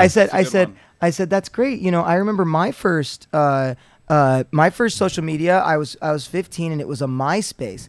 And she goes like this. She goes, oh, we just watched a documentary about that. Oh, and I went, No shit. oh, man. Wow. There's already a documentary on it. But Right. Let it do happy birthday. Because that was 15 years ago. To put it in perspective, when we were in 6th grade, okay, we're about the same age.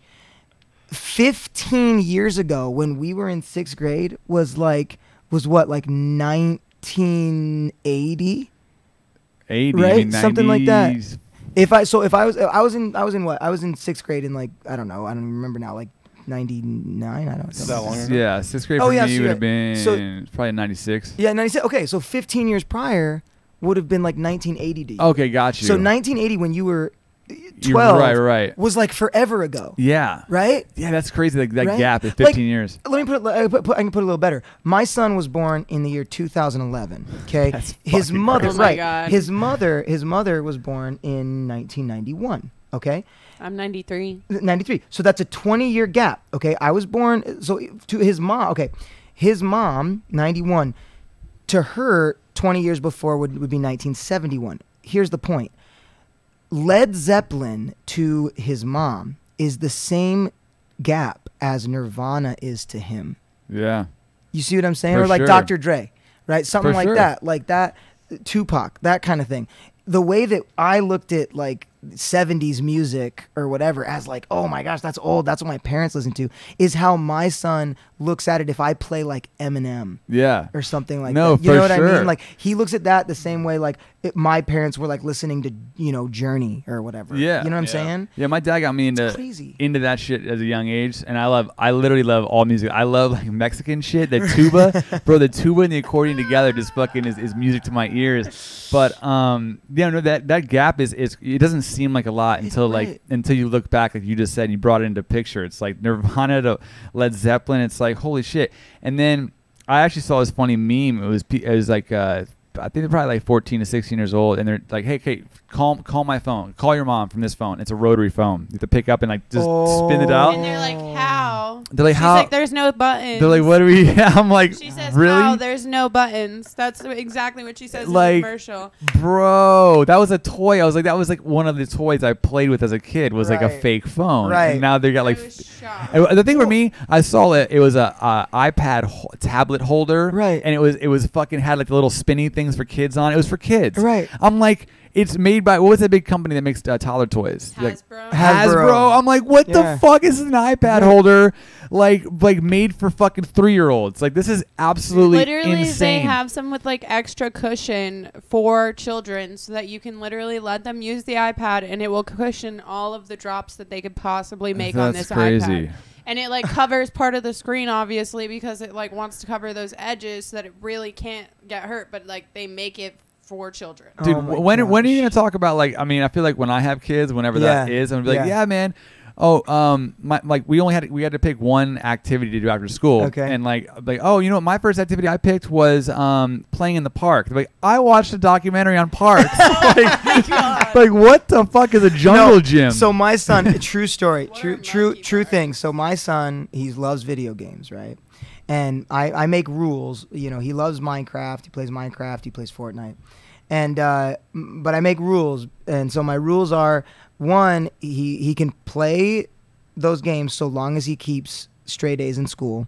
That's Straight that's A's, the there you deal. go. And still that. And right, and then also the deal is, and he can only play an hour a night on weeknights, but on the weekends he can play as long as he wants. But he's got to go for however many hours he puts in with video games. He's got to make the same amount of hours outside playing. So he's got to go Nice. ride his That's a bike. good rule. That's a Those great are, rule. Those are my rules I make. So, but my son is like a little lawyer, dude. He's so, because this is how I speak with him, and especially in like my line of work, they train you so much on like, let's listen to our feelings, let's talk it through.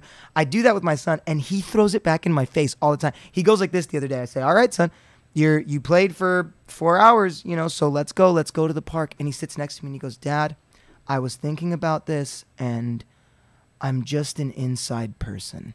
Oh my god. Oh, That's who I used am. to say That's that my to truth, my parents, Dad. and That's you wanna my know truth. what? That's my truth. My parents encouraged that shit. My dad would never take, like, he was like, we're not going tent camping. Oh, You no. wanna Right, go- right. You want to go tent camping? Whose child are you? They would Right, legit say that right, to me. right. And they'd be like, we'll go get a cabin in the woods and you can play in the fucking woods, but like, you don't need to sleep in but a that's tent. why you are the way you are now. like no, know. legit. Like I grew up, like I literally grew up every year. We go camping with my dad. My parents were divorced, so it was Right. like every Wednesday, every other weekend. And like our idea, we'd go to the beach every weekend. We'd surf, and then we go to the zoo. Like every weekend, we're going to the zoo. We're Right. learning stuff. We're like educational stuff. And my dad, like he really valued the time, and he wanted to like instill something on us. You know what I mean? Right. Like with his limited time, and it was always camping. It's like I went to a festival when I first moved here up in Bradley, California, Okay. and it was Dirty Bird Camp Out, and I'm literally watching a bunch of adults try to set up a tent, and I'm they have like, no "Are you idea. guys fucking morons, bro? Like, what is Right. going on? Like, how do you not Right. know these simple?" Very basic. Yeah, and then like even like I never really saw value in like Boy Scouts or Cub Scouts, but now I meet Boy Scouts and Cub Scouts in life. I work with them, and I'm Right. like, "You guys fucking get it a Right. little bit You better. You save get a me. yeah, you got a Yeah. good little Well, it's like this. It's like I remember back in my hometown, we had these huge snowstorms, and there was a snowstorm. It was maybe 5 years ago, and it shut down the cellular towers, so no one had cell phone reception, and it was all this. It was almost like post-apocalyptic. I all of a sudden sounded like my grandparents. I had to walk from my work. My son's mother and I were sharing a car.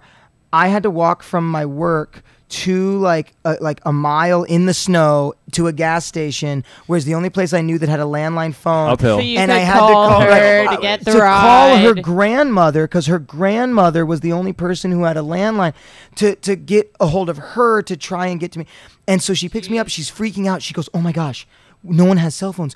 What happens if the internet goes out too?" Oh You know my- what? And my initial reaction was, I was like, yeah. Then we'd be back in 1994. How did anybody live in 1994?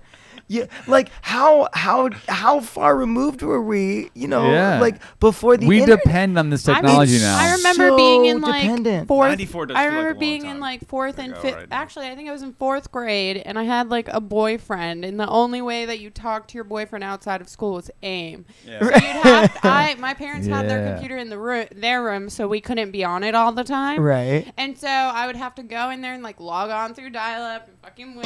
And And then, Oh my God. and then you'd sit I love on that noise. Remember that AIM shit? for You're like, a minute. you start it, and you're like, I'm gonna go take a shower, and I'm gonna come back, and it'll be ready. I was You've the got worst. mail. I was like the worst girl in fourth grade. Like I was the girl that like did all this, got on there, wanted to talk to all my friends, and my boyfriend would like message me, and I'd block him.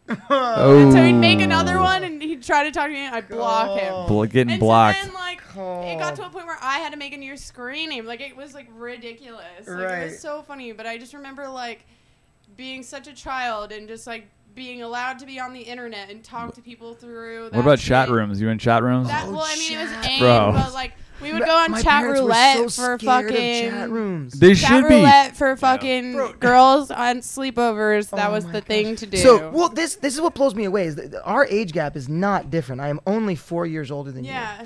But I remember having a phone, the landline phone that was connected to the wall, and you'd open a cabinet and it would have a list of all your friends' Yeah. numbers. Do you remember? Did you remember this? Hell yeah. Like, right? Doesn't that? We're only 4 years apart. Doesn't that sound like 100 years ancient. before? Well, my mom, I mean, I guess my mom had an address book, and like I would always go. I've Yeah. always been really good at remembering My mom numbers still has an address for book. some reason. I've just always been Maybe really you're a great at prodigy. it.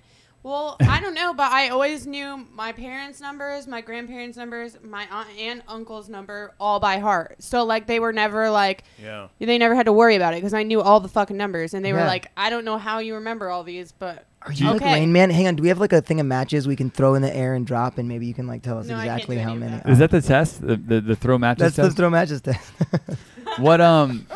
What else is there?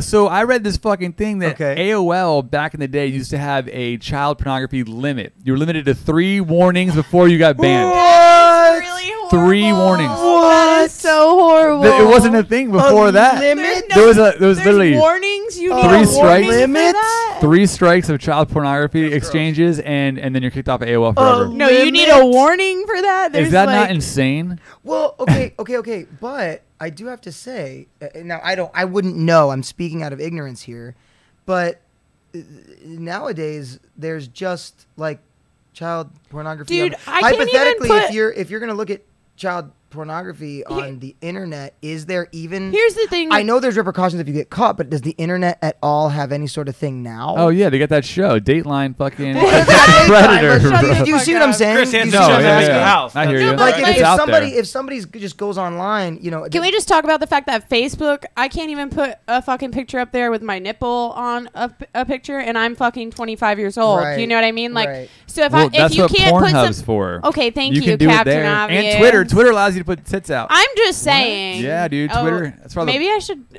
I need a Twitter. Twitter's where it's Anyways, at. That's where you get to fun be who you facts want to of the be. day- the day. Yeah. But you can't even fucking put anything on Instagram or Facebook with a fucking nipple in it. Right. But years ago, you had 3 warnings for fucking Yeah. child That- pornography. yeah. Like Well, they that's couldn't ban the you right away. craziest The shit. problem is that it wasn't just okay. There's child pornography. We as AOL are going to immediately like report this person, you Right. know, and do that. 3. But who do you warnings. report them to? Like, what was the thing? What was there like Yeah. an exchange? Like, I know there's like creepers back in the day that had videos that they Right, would exchange. right. And I wonder too how much of that, because I knew of some stories that if I'm 16 years old and I send a dick pic to a 16-year-old, I Right. am sending child pornography, and I Right, can right, go to right. I can get arrested Huge. for that. Right. Yeah, you Huge. can get in So trouble. in charge. So Yeah. maybe Yeah. I mean I don't know if I think there was one time. Never Also, mind. I'm not No, incriminating I myself. totally, Never. I totally have literally a That's what picture of Snapchat's me for. in my underwear from when I was like 16 years old is on the internet somewhere. Someone sent it to me, and the What? police from Rhode Island called me to talk to me about it to like find Oh out who could have possibly put it on the internet. It was, yeah, What? like she sent me I still have the screenshot in my phone, like swear on my life. There was a big porn star that way. got busted. I read about from Russia. She lied about her age and shit, and she did like 400 films that all pull off. Oh, But that's damn. fucking. That is crazy. I mean, I don't know. I can imagine life for a 16-year-old Russian chick that's basically been pimped out since she was fucking 12 and like whatever Yeah. circles. You know what I mean? I guess her story went like she came here, she was already fucking for money. She was like, you know, just numb to that. That's what Right. that's what her profession. Like a lot of girls in Thailand, they're sexless. They're like, we're prostitutes. We milk dick for money. That's what we Right, do. right. It's not They like don't some big know- anti. Yeah. They don't know anything better, so Right. how are they supposed to know And that same that's thing. like It's like, something- hey, well, what am I Right. going to get a job fucking selling crow's feet, or Right. like I can just go. Yo, you know? I know girls. I know like my close friends in LA who they all say the same thing. Like, yo, if strippers had a 401k, I'd be doing that. Bro. Dude, honestly, I know strippers strippers making- make so much money. Right? So much so money. much. And Right? a lot of times, like there's different tiers of strip clubs. Obviously, there's the ones that are like Jack Shacks at the Right. very bottom, True. Right. and there's like high end ones. The high end ones, all it is some rich guy Right. who wants to sit in a room privately at a champagne room, Right. and discuss with a woman who's not his crazy bitch wife that married him for money, who's Right. now obsessed about other Right. things. That's what happens with a lot of men. They're like, oh yeah, I'm gonna get rich and then get a 22-year-old girl. Good luck with that, bro. And you Right. can't divorce her because didn't get a prenup. So, anyways, my friends, the strippers I know that make the most money, don't Yeah. even sleep with the guys. They're not touching the guys. They're Right. literally they're therapists. They go there and they're like, They- I had a rough Legit. week. My Wow. wife is when I was working you know, at Shotguns, I was working at Shotgun Willie's in Denver, and when I was, shit. yeah, Yeah. there's these like guys will literally just come in and they'll buy a champagne room. I would literally watch strippers sit in a champagne room for hours with this dude, just talking to him. And there was a guy one time. and I was the one serving them, and because the girl was like, oh, you like introduced us or whatever, so like I Right. want to hook you up with a tip, so you better be the one serving us. So Right. she like made sure I was. Right. And like literally he like bought me shots and just wanted me to sit and talk with them the whole time, like was just Right. not creepy at all, just really wanted people to fucking talk to, and had a lot of money. Dude. Yeah. So here's the thing. I unpopular opinion. I hate strip clubs, and I don't like. I don't hate strippers. I don't hate that strip clubs exist. I hate going to strip clubs for a lot of reasons. The main one, like, first of all, whenever I go, it's like I remember I went one time and I'm sitting there, you know, and I'm just like sitting down, and this woman comes up to me and she goes like, "Hi, what's your name?" And I'm like, "Dominic." She's like, "Hi, Jonathan." Oh God. Do you want, you know, and then right, like feigning interest or whatever. But my thing is that, okay, if I'm in the presence of a naked woman, I want it to be because, one, she wants to be naked around me. Two, she's doing these things because it's going to lead to something, you know what I mean? And it's this, for them, you know, it's weird. Like I would go with my buddies and they would love it. And it'd be like a naked woman. She would stand up and just like throw her boobs in my face, and there'd be a bouncer, and the bouncer would be like, you can't touch her. If you touch her, I'm throwing you out of here. Like he's gonna beat me up, or whatever. So I have to sit there with my hands here. A woman's like tossing her stuff in my face. Here's my thing. I've heard it said that, you know, that going to a strip club is like shaking steak in front of a starving man's face. It's worse than that. Here's what going to a strip club is, okay? Here's what it is. Imagine you go up to a home, because these women are beautiful. They're beautiful. Yep. Imagine you go up to a homeless man with like the nicest steak ever, like on a silver platter done up with like charcuterie, I think is the word. Like, and then you take it and next to you is a gigantic bouncer. And he says, listen, if you take a bite of this, he's going to punch you in the face. And then you take the steak and start rubbing it on his lips and like smacking him in the face with it like you like that. And then when you're done, you take $1 from him. Just $1. It's like cruelty. Yeah. You know? You like that, you poor homeless guy? You I like think that? the biggest thing is Smell like that steak. guys No, have you can't have it. guys have Sorry. no, you're good. I think the biggest thing is that guys have women that are not open. They are not willing to do those things. They are not willing to experiment in the bedroom. They are not willing. They're not comfortable. They don't feel comfortable. They're awkward. They're not freaks yet. Yeah, and so these guys are like, you know, like if I'm putting in this effort to this relationship, like I want that out of it, and they're not getting it. And like I don't think they necessarily know that's what's going on inside them for most of them. For sure. But I just feel like if you're going to be in a relationship where you're monogamous with someone, you're going to want to explore those things. And if they're not willing to explore those things, then you're going to have to get it somewhere else. Well, and also that it exposes you to new things. Like I remember the one time I was at a strip club, it was cool. There was this woman. She was an amazing athlete too. She was incredible. They do crazy shit, Incredible. dude. This woman, I'm sitting down. Fitness? I'm sitting down. It's hard, and I was a gymnast, so I fucking know. Right? Like women on Instagram will like do the pole stuff. Do It's crazy amazing. shit. So this woman, I'm sitting down. She puts her hands on the chair, does a handstand. Okay, comes down full like strength. Comes down, puts her mouth like on my like inner thigh area, and does this number like that, like a raspberries? like that. There, It's the Hummer. It was the most unbelievable Yeah. feeling, and the thing was, it wasn't even like sexual. Like I was shocking. filled with so much joy. Like, I was filled with so much joy. that when she came up, seriously, I looked at her just out impulsively, and I was just like, well, "Thank you very much. Welcome that was to the- very Thank kind." you. So you, It's like the curtsy that's all over that again, move. dude. That move is stimulating the male clitoris wherever it may be. I've had that move done. Like it was like Christmas. It was so much joy. I think that It was so much joy. I used to frequent strip clubs like fucking 4 or 5 nights a week, Right, like right, all the time. It was the only bar open after I got off DJing, so all the individuals people go to the strip club. We weren't even really into the chicks, right? So One time, my girlfriend's like, "You always go to the strip club after work." I'm like, "I'm networking. We're like, we just had a great night." Right. And then Did one you ever use time, air Go- quotes that's on the only networking? place- no, bro. So here's That's the the only place that's open that you can get a So- drink after the right. clubs are Networking. closed. Because I Exactly. was working at I'm hookah working. sometimes, Bars- and that's the only place you can Right. go. So, So I would go and bars like. close Right. at 3. Bars close at 3. They open till 5. So I'd go there, and the one time my girlfriend had off, and she wanted to come with me. I'm like, all right, come on. And she's like, we go there. We get into a huge fight. She's like, oh my God, let's tip the girls. I'm like, I don't do that here. She's like, what do you do? I go, I sit here on my phone and we go through tweets. I go through videos. I'm promoting my shit. I'm talking to Right. people I need to talk to. I'm trying to get gigs because like the club next door that just opened up, the general manager's here. He's drunk as fuck and wants to Right. book me because I had a good night here. So like, it's a business You're move for me. working. I got Yeah. in the nightlife scene not to follow alcohol around. I got in it Right. because during a recession, during great economies, bad economies, everyone's always drinking. Alcohol sales are constant and growing all the time. Absolutely. So, but I've known a lot of strippers. I'm everyone's always friends looking with to a lot of have strippers. fun. I've lived with strippers who like then she became a cam girl, and I'd hear like cha-ching, and I'm like, what was that? I was like, oh, I just got tipped. I would say hi to Jonathan. I'm like, Jonathan, why is That was Jonathan? me. She thought it was me. Yeah. Why He is was Jonathan? talking Oh to yeah, funny thing. Hey, why is Jonathan? Why is Jonathan in my living room tipping you right now? This is fucking awkward.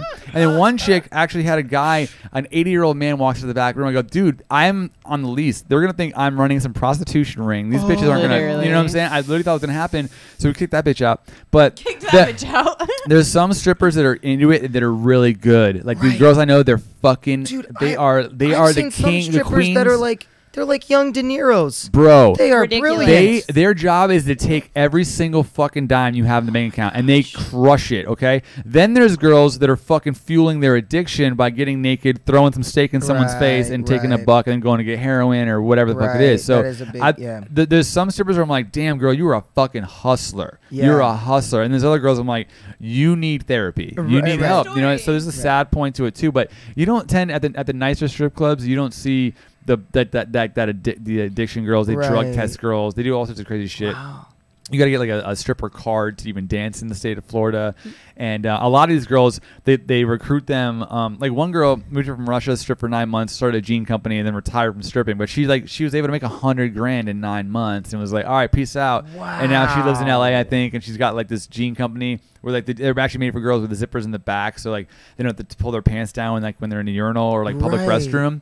Making fucking hundreds of thousands of dollars a year selling that, but she got the money. So that guys can't go shake a little dick in someone's face for Right. some startup capital. Right. You know what I mean? So Right. if In you, fact, that's a quick way to end up as one of my students, I think. yeah, Probably. right, absolutely. Yeah. And like at least you went to the Abbey is what it was, Yeah, right? I did, yeah. So the one in Florida that I went to was J.R. Roosters. It was like, yeah, bro, Less subtle. Yeah, Way way less less subtle. subtle. Yeah. So the guy, there was a big guy in there who owns a plastic company that was a sponsor to Jeff Gordon, if you know who I'm talking about. Of course. And Yeah. he lost his little brooch, and they literally were about to fucking cavity search every motherfucker in there, and it ended up being in the couch. But there's like a lot of high-powered rich motherfuckers that go into these places, and they're just like little. I imagine didn't Caesar swing? Wasn't he going both ways for a minute? I feel Julius- like all of the Greek people Yeah, so back in oh, the day just like Julius had Caesar. sex Julius with Caesar. everyone. You know, By like, the there way, wasn't even- I was a history major. Can I just say? Yeah, you're yeah. right. They just There's had a sex with quote- everyone. there's a quote about Caesar. Is Okay. that he was every woman's man and every man's woman. Ooh. No way. So he's like feeding dude grapes, and he's got like fucking palm fronds, just waving him in the heat. You can validate this. I heard that there wasn't even like a term for homosexual back then because it was just like I heard there was like boys who would like their job was to like be with the soldiers and like please them if they needed or something Well, like it was that. very much. That's also very true. I'm pretty sure. It was very much like a situation of power kind of thing. Oh, okay. Like, so as a man, if someone entered you, they were in the position of power. If someone You know, entered you were in the you. position wow. of weakness. Oh, Right. that makes sense. Right, Like the top so- and the bottom whole Right. thing. So if you're the master and you've got a slave, Inverted. you're definitely the one Sorry. that's given in that Not sorry. relationship. that Right, kind of right, thing. right. So when he says that about Caesar, it's a little bit of a dig when he says he's So Caesar liked to like. he was Yeah. submissive. yeah, when he said he's every man's woman. Yeah, that's Right. a dig at Caesar. Wow. I get it. Every Caesar. woman's every man's woman. Okay. Well, that's interesting. I didn't know. Yeah. But yeah, I guess there wasn't really any terminology for that. But I mean, I did a party one time as a college party called Going Greek on a Wednesday night, and they're like, "Oh, you didn't mean that was anal sex, right, bro? The Greeks were into that anal shit." I'm like, "What?" And then Blue butt, that buddy. that came back to some funny business too with men too. I don't know. Dude. Where's we're going to Well, gay bars and shit? I'll tell you this. all the This strippers. could Butt this could sex. wrap it up. This could wrap it up. 'Cause I gotta get going soon. But it ties everything together. It's a culmination of everything we've spoken of. I in college during Greek week at the University of Wyoming that I dropped out of while I was actually there. Oh, you had a full ride Accidentally scholarship, went on a gay date. Ooh, And I didn't realize it. God. do I didn't tell. realize Yeah, it. no, I need to hear this Okay, story. so my band plays at Greek Week. It's like Rush Week and everything, and there's this guy and this girl that come up to me, and I think the girl's hitting on me because they're like being giggly, and Like she's like threesome whispering type. stuff to him, or just that kind of thing. I was like, hey, maybe she's into me, And he comes and I knew the guy because we had theater class together, which admittedly right away, But the thing was, we said in theater class, like, you had to say one thing about yourself to icebreaker. And this guy's thing was that he was a soldier and he had served in the Iraq War. So that's how I knew him. Was like, and he was like a buff dude. He had like a big Don't beard. ask, don't tell, Right. Exactly. So, and he didn't fit a stereotype of what I thought is, so I didn't think about it. I thought he was just a cool dude that I knew from theater class, introducing me to this girl who I was picking up vibes from, is what I thought. And so they were like, hey, let's exchange numbers. We should all hang out sometime. I was like, great, And so I did. And he calls me over. I get a text and he goes, hey, I'm making meatloaf. Would you like to come over? Oh, these key words. I don't even know. So I said, and for me at the time, I'm making I lived with my band. And we were all going through like this vegan thing. So I was like, you know what? Meatloaf sounds lovely. I would love some meatloaf. I'm coming over. So I go over. How did you spell coming? That's how this all started. Oh, You just spelled it the wrong way. So I go over. I go over. Man. I go over to his house, and the girls there. They're roommates. And they're like, hey, we're playing a drinking game while we're waiting for the meatloaf to cook, but he's like, this is her boyfriend. And there's another guy there, and it's her boyfriend.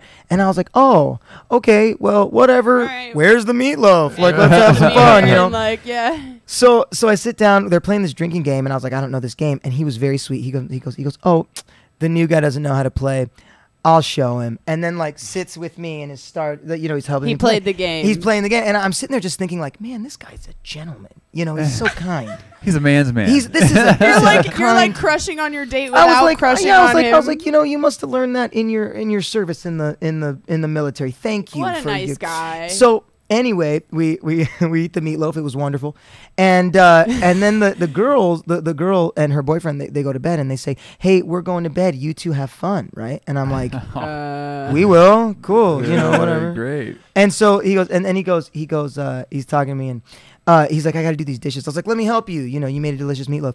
So we're sitting there, and we're doing dishes together, and he gives me this number. Like, he washes his hands, he gives me like a little spritz.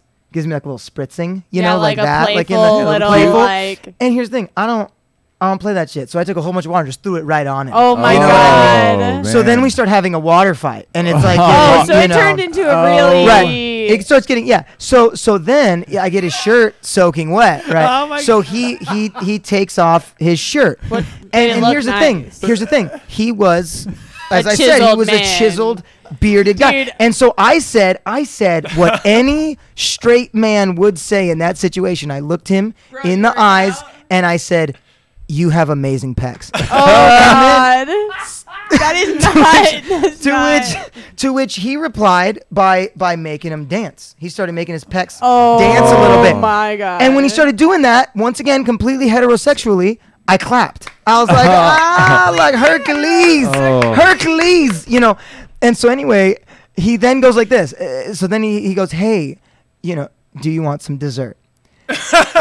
wow. To which I said, Yes. yeah, we just had some meatloaf. It's now clearly time for dessert. This guy totally thinks he's getting After laid at this dinner. point. Like, Right. This in the bag. Right. And so he he goes and he grabs whipped cream, just straight whipped cream from the fridge. I've seen this movie. Oh no. He walks up to me and he shakes it and he goes, "Say ah."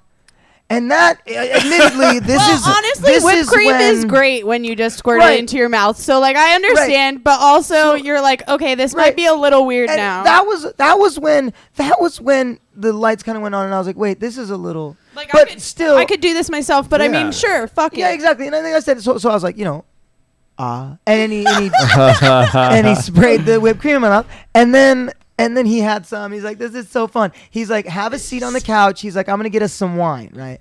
So I was like, okay.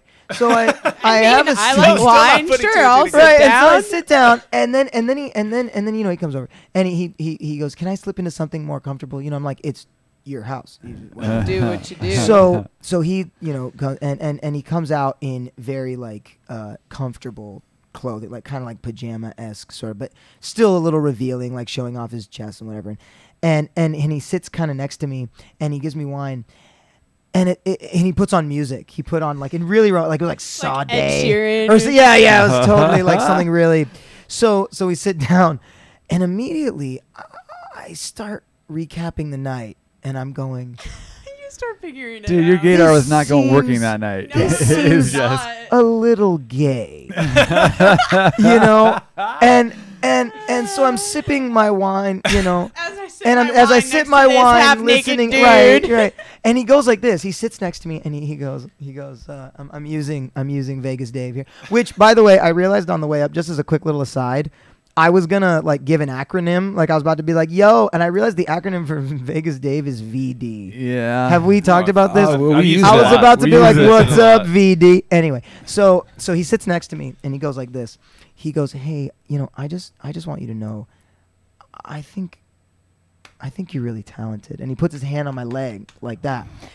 And immediately I go, Oh, shit. Oh, Oh, no. shit. and I'm realizing what's about to happen. So I'm like looking, I'm like kind of like hugging the end of the couch, you know, and like kind of backing away. so once again, now I know what it's like to feel like a woman. I was just coming over for dinner, you know, like I didn't Like, I realize. just thought I was getting fucking meatloaf. Right, I Like, just wanted. why do I have to just be? wanted your meatloaf in my mouth. I don't know how that came off gay. Come So, on. so I'm sitting there holding the edge of the couch, and I'm like, you know, and I turn around, and he's full on coming in for a kiss. Ooh. Full on. Oh. So I jump up, and I'm like, whoa. And he goes, I'm so sorry. I don't mean to move too fast. I know this is just our first date. And I go, date? You said, well. What? And I stop and I'm like, yo, I'm not gay. And here's the thing that threw me. He looks at me and he goes, you're not? Like, totally confused. Totally, you know. And so I was like, and he goes, oh my gosh. And he goes back to like doing the dishes, totally embarrassed. So I'm trying to like collect myself. To like make this a little bit better. Figure out what's going on, you know. So I went into the bathroom and I laughed for like 5 minutes. Like just had to, just nervous, weird. And I come out. Yeah. And I go up to him, right? And he's doing dishes. And I don't know what to say, you know, and I give him like a friendly like Pat. and I say, listen, I'm not gay, but if I was, and he just goes, get out, leave. Like, don't even. Don't come back. Don't. Oh. And I realized, like, recapping the night, I was the biggest cock tease. Now you understand what it's like to be a girl and be like, what are you talking about? Why my cock tease? All I Right. thought was I was getting some fucking meatloaf and hanging out with a friend. Right. But to be fair, I clapped for his pecs. You know? clapped No, for you his did. pecs. You did. I clapped. You, But yeah. what A else water do you fight with do the in that guy. situation? And he was so gentlemanly the whole night. Like, so he cared Until you said about you were my straight. feelings. Then get the until, fuck right, and out then of it here. became, and then it, well, yeah, you know. Well, and it was probably a little embarrassing for him. So he was like, let's was just not so- make this worse for myself. Like, can you just leave? Like, don't tell me how if you were Exactly. gay, like, you'd probably date me because I was Right. such a gentleman. But, like, Right, I don't care. right, and you know, yeah. So it was, but I felt obligated. So whenever I met like a gay guy on campus, I was like, you got to meet. He's great. So He's you a played great matchmaker. guy. It was so you know. matchmaker. Just so you know, I know. I went on a date with him on an He's- accident, and it was his- like the best date of he's my amazing. life. If you're you know? in, if you're You know in what? to- Like, honestly, might have been Pretty top good date. 3 dates. Yeah, I've ever been that's on. a great date. The- He got fed. He had wine. he helped me play a game. He had a nice Yo, full- honestly, it nice sounds full like a chest. really Made a nice. nice It was a meatloaf. really, Made a really solid nice meatloaf. night, man. See, let this be a lesson to anybody, heterosexual, homosexual, it doesn't matter. Treat somebody like that, you know, you get points. Ask somebody if they want honey licked off of them. Not so great. Not so great. However, all the, you know, I don't But know, isn't because there at the end of the that night, he saying- didn't get laid. You know, He didn't get Well, laid. and there's that saying like you always catch more flies with Flies. honey than vinegar. So I'm just Wow. saying, Not who are you using in that? not straight flies in a that's for gay you to bar. figure out, Oh, dude. That's the man. whole point of that. That was a sentence mystery. right there. Oh my lord! I should not be allowed to That's have a a- microphone after drinking tequila. That's the But problem at the end of the day, here. I'm kind man. of like, that seems like a really nice date, though. It was- I mean, it really does. Like, Yeah. Like, I don't think I've ever had a woman like, you know, I mean, like, to go back to the thing Dave said earlier about how not getting compliments. Right. As a man, That's you right. don't. I mean, See, I Never was have. the best girlfriend. I always complimented my boyfriend. I would make dinner, meatloaf with fucking mashed potatoes, green Oh. beans, chicken. Like, I would cook. I would do all the things. I cleaned. I did laundry. I'm just... you go, girl. That's amazing. And You're- it still doesn't work no out. wonder you were in a Jesus. relationship for 7 years. Oh, don't worry. It wasn't that great. Oh. Oh, come on, don't downplay it. It was great for a time.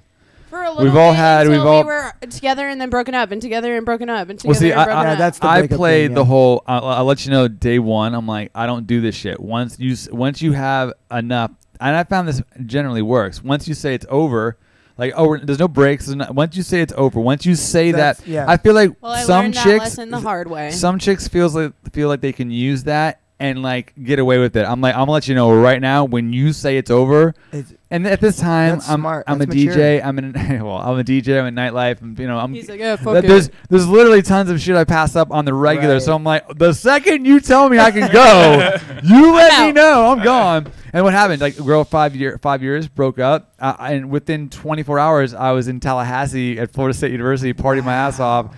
And I was like 25, 26, and went to like 21-year-olds. And I was like, see, told you. Oh, I'm so sorry. Well, I told you this was going to happen. And, you know, you brought it to that level. It was 5 years. It's not like, Right. 6 months where you can play around with that. Right. But I generally speaking, I get that out of the way in advance. Like, hey, this is not something that you can do with me because I will just go off. Like, Yeah. and I think I'm most stealing that rule from you. you It's have a to. good great You one. have rule. to do it for yourself. Do It's it a for great them. rule. Do it for them. so Do you it don't for the play whole this. situation in general. Like nobody wants to do the fantastic. back and forth. And if you Yeah. if you put that out there in the first place, then nobody's gonna play around with that. Nobody's gonna think that You're that's right. something that you can do unless you're really ready to fucking Right, do it. right. And Absolutely. like that's the problem with relationships nowadays is people don't want to put in that effort. They want to just be like, oh, when it's hard, I'm gonna go. Like Right. my ex's like life motto was like, when it's not fun, it's time to run. Like what? Like are I you mean, kidding generally, me? that's a good motto. Well, I mean, but also, and to be fair, I mean, I'm assuming that your ex was also in his 20s. Is that a fair assumption? He's about to be 30. Okay, so but at What the time, at the time he is was he- 22. I mean, okay, so we met. I was 19. He was 23, Okay, and then we've been on Right. and off ever since. Right. I'm now 25. He's You know, 29. yeah. I at least speaking in generalities, what I've seen is that it seems like men in their 20s, it's all about like the fun. It's just about having fun, and then once you get into the 30s, it starts becoming more.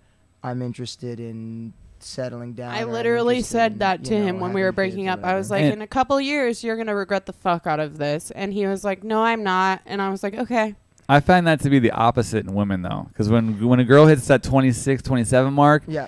and it goes from, oh, I'm a good girlfriend, like these girls are just too Well, girls are too extra, they're this. And now then they're they get Instagram broken up models. with. They're No, Instagram they get models. broken up with and they get Right. fucked over. And then they're like, why the fuck am I being good? Why am I being this good little housewife when everybody gets to do what the fuck they want and I don't? Yeah, but I mean, you should be who you want to be, regardless. Like you don't change it. I mean, that's the problem. Is it? That's why relationships that does should that. end after 3 years go on for 10 because no one's like, oh, okay, I put too much time in this already. I do love this person, but like that's the best thing you could do for someone you love. Is say, hey, I'm not the guy I was when we started dating. I have goals now. I don't want to That's date true. a fucking bartender or a bottle girl. It's like I'm looking for something that has a little more to bring to the table than a rockin' bod and great pecs. I mean tits. Right. So yeah, Oh. you know what I mean? But Depend. just us.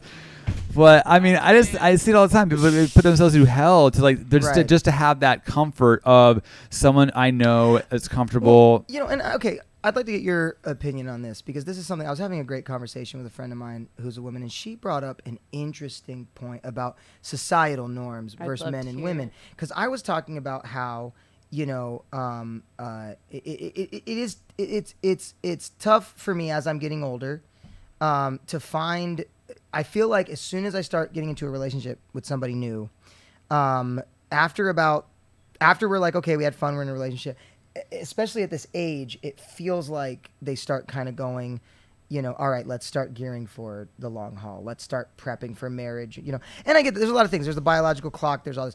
But what I was saying, what I was having trouble with was that getting married. Well, I'm, you know, like when I look at my future, I see myself married and all of that, right?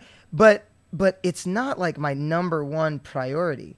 And what this woman told me, which I never thought about it like this. She said that girls are like bred to fucking that's know what that she stuff. said. She said literally. We were talking about this the other day. Pinterest is right. like the biggest thing about this. Is like most girls literally planned their fucking weddings since they were fucking 4 years old. They go on Pinterest when they're single and they pin fucking stuff to their board for their wedding that they don't even know who the groom's going to be, because it doesn't matter what he wants. It's all about the bride. Right. And what she said is you look at like female role models as far as like even when you're a kid, like Disney characters. What is it? They're all princesses waiting to get married, waiting for the man come save me, the man so that he can take me and like take care of me, and we can have children and live happily ever after. And the end of the film is a marriage. Whereas for men, we were raised with things like superheroes, where our thing is like complete a mission. You have a goal, succeed in your goal, and then move on. And so for us, like for me, when I look at my life, I'm like, you know what? I have dreams. I have aspirations. Those are at the top of my list. That was and so if as far as like marriage or it's so far down the list. It's so true. And I mean, being a girl, like that was my main priority when I started that relationship with that person. My main priority was to find a person that I could spend the rest of my life with, and I wasn't necessarily looking for it at that moment. But once I fell in love with him and we were together for long enough, I was like, yep, this is the person I'm supposed to marry. I love him. We get along really well, and like. You sit there and like that's your main like thing, like you're happy, you're content, you don't really need anything else. And like I don't think that that's necessarily good, don't get me wrong, and I've kind of like outgrown it to a certain extent, but there is still that like pull in me that's like, you know, like not for nothing you're 25 years old. When you were fucking 18, you were basically planning on having a child right now, and like I think about that now and I'm like, you're insane. Like, you can't even take care of yourself. You've been trotting around the country for 2 years. Like, but it's like, as a girl, that's what they instill in you. You're supposed to get married. You're supposed to have a kid. You're supposed to take care of that child. That's what you're supposed to do. And like, well, yeah. I mean, in a sense that, I mean, technically, I don't know. That's like the white picket fence story. But like for me, I'm kind of weird, and I want to follow like the same, you know, path that my grandfather took, right? Okay. Find the woman and whatnot, have a big family, support them. Totally. So when I hear a chick start talking about, I'm 31, you know, so they marriage and a ring and then babies, I'm like, if I'm good enough to put a ring on your finger now, then you aren't the type of girl that I need. If you're ready to, if you're willing to settle with this version of me, then I don't even want you. And I get that now. I'm like, okay, maybe they're like, no, they're just down for the long haul to see me grow.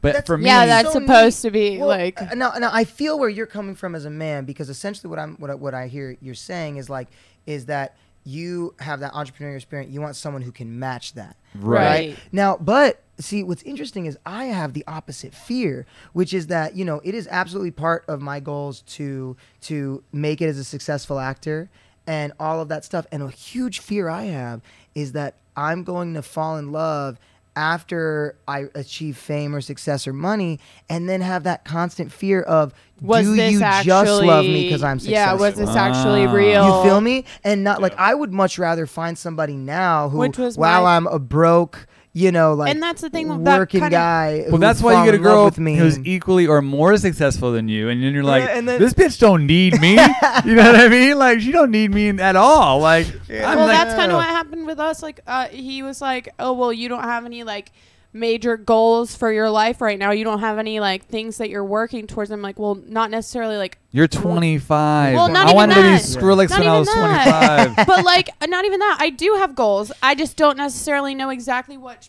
pinpoint direction I want to put them Sure, all. Like, sure. I'm For still sure. trying to figure that out, but I'm not doing nothing. You know what I mean? Like, I'm one not of just the- sitting here being Yeah. stupid and going and watching Kim Kardashian. I'm Right. fucking Yeah, out don't here do trying to that. figure shit out, trying to go and meet people, trying to learn from people, trying to better my life, Right. and you're still not happy with me? Fuck off. Yeah, right. Good for you. Jesus. Fair. No, seriously. But I get it. Like, and also one of your goals was like And a like future and or that's the family, thing right? is like, and a part of my goal was to figure out what I wanted to do, but like I have multiple goals. I'm a girl. I can multitask. I know you're a Right. dude and you don't know what that is, and like you don't get it. Uh-oh. Bird. I got a lot going No, but on. no, honestly, No, I know. technically though, girls average can dude I look at, technically like, multitask better than we're the same. dudes. Well, I mean, Yeah. I look at the average dude that I run into. I'm like, you're in the same class as me. Like literally, oh bro, I got a lot of going on. You have a lot going on. What's a lot going on to Right. you? Because like I work 18-hour fucking shifts, come home, spend all my money on podcast gear, Yeah, on monitors, on yeah, computers, yeah, on yeah. servers. Doesn't all leave this the shit. house, Don't leave only the house. sets up. I don't fuck with nobody. It's not in my living room. You know what I'm Right, saying? right. Like it's just. But then I see some guys that are just like, you know, they really but in their mind they believe they work hard. So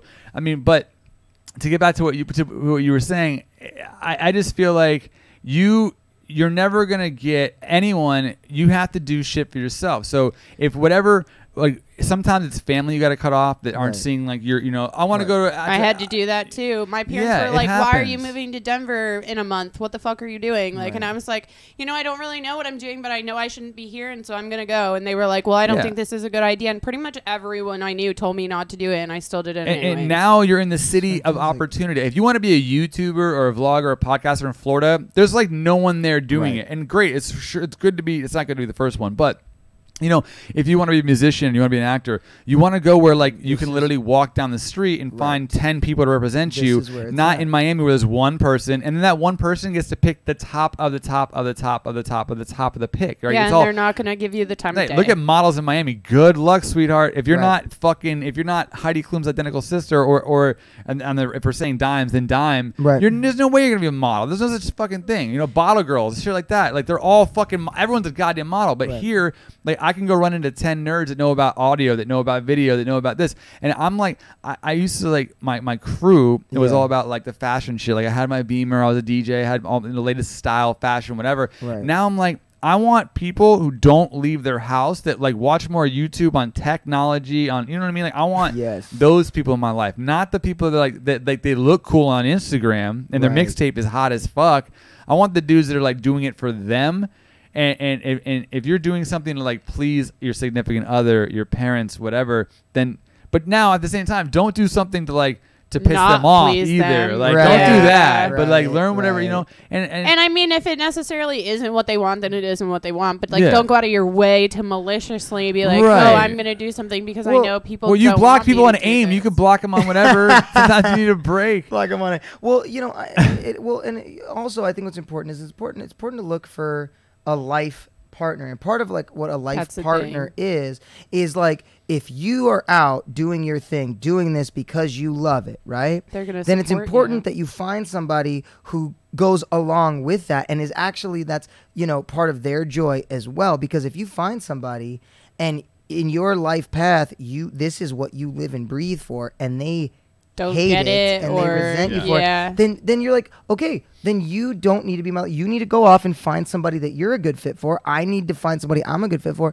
We don't need to get married. But what's funny is that I joke around about it now. We joke around it. My son's mother and I, we're very, very, very close friends, and we have each other's back, and we're parents.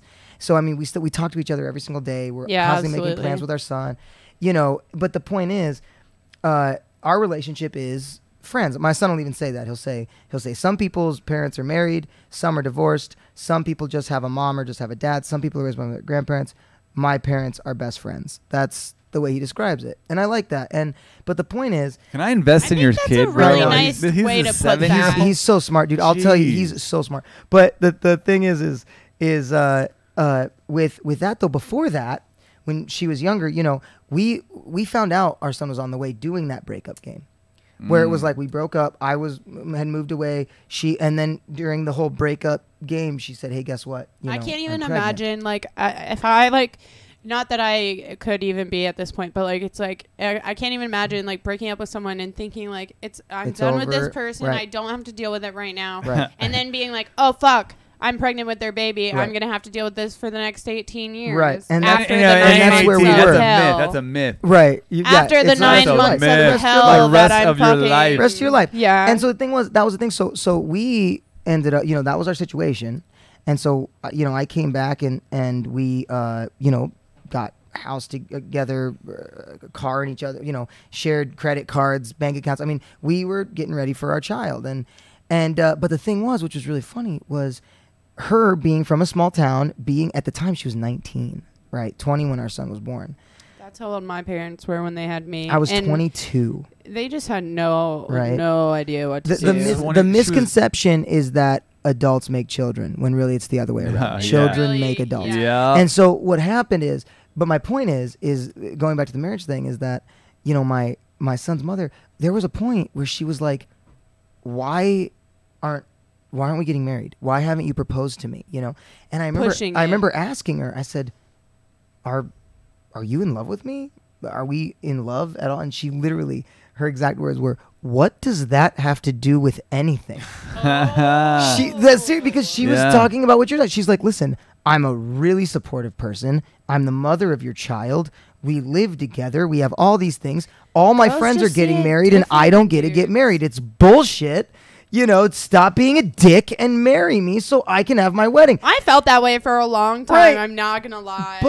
But the thing was, I just couldn't do that, because I was, you know, for me, I was like, well, I guess I'm an idealist. I was like, I really thought that, you know, I'd be in love. And while like I respect you more than any other person, that's why I said, I was like, it's not a me trying to get out of this thing here. That's why I asked, do you love me? And she was like, what? Why are you being so childish? You know, like, and so Yeah. That's not how this works. right. And so the thing and was, like to a girl, it sounds well in my head. Like as a girl, like if I was talking to my significant other about Right. this after years of being together and they said that to me, I'd be like, what do you mean, do I love you? Of course I fucking love you. I'm here. I have a child with you. I have a fucking Right. house with you. Right. But yeah, that's like not- I'm living with you. And like I get it. I get that that doesn't necessarily mean like you're in Right. love, but that's what people think. Like they're Or they just like, want I'm it doing so all these bad that they're things, willing to like- fucking. That's what settling Well, is. It's yeah. like, oh no, I don't want a guy that. Exactly. And, you know, yeah. and the thing is that, you know, then we moved out here, and, you know, I got accepted to a master's program out here, and that's why we moved Did as she, a so family. was it your decision? So did she follow you out here because Yeah, she knew you wanted? Okay, She that's did. awesome. So she followed me, and that was like the whole plan, because we wanted the whole family to be together.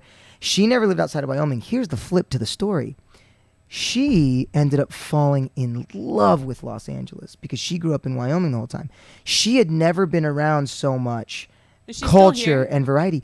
Not only is she here, she's the one who ended up leaving me or ending the relationship and saying, 'Cause you she know was what? like, I love this. She was like, because in our hometown, by the time you're 21 years old, you have 3 kids, a house, a full-time job, a mortgage.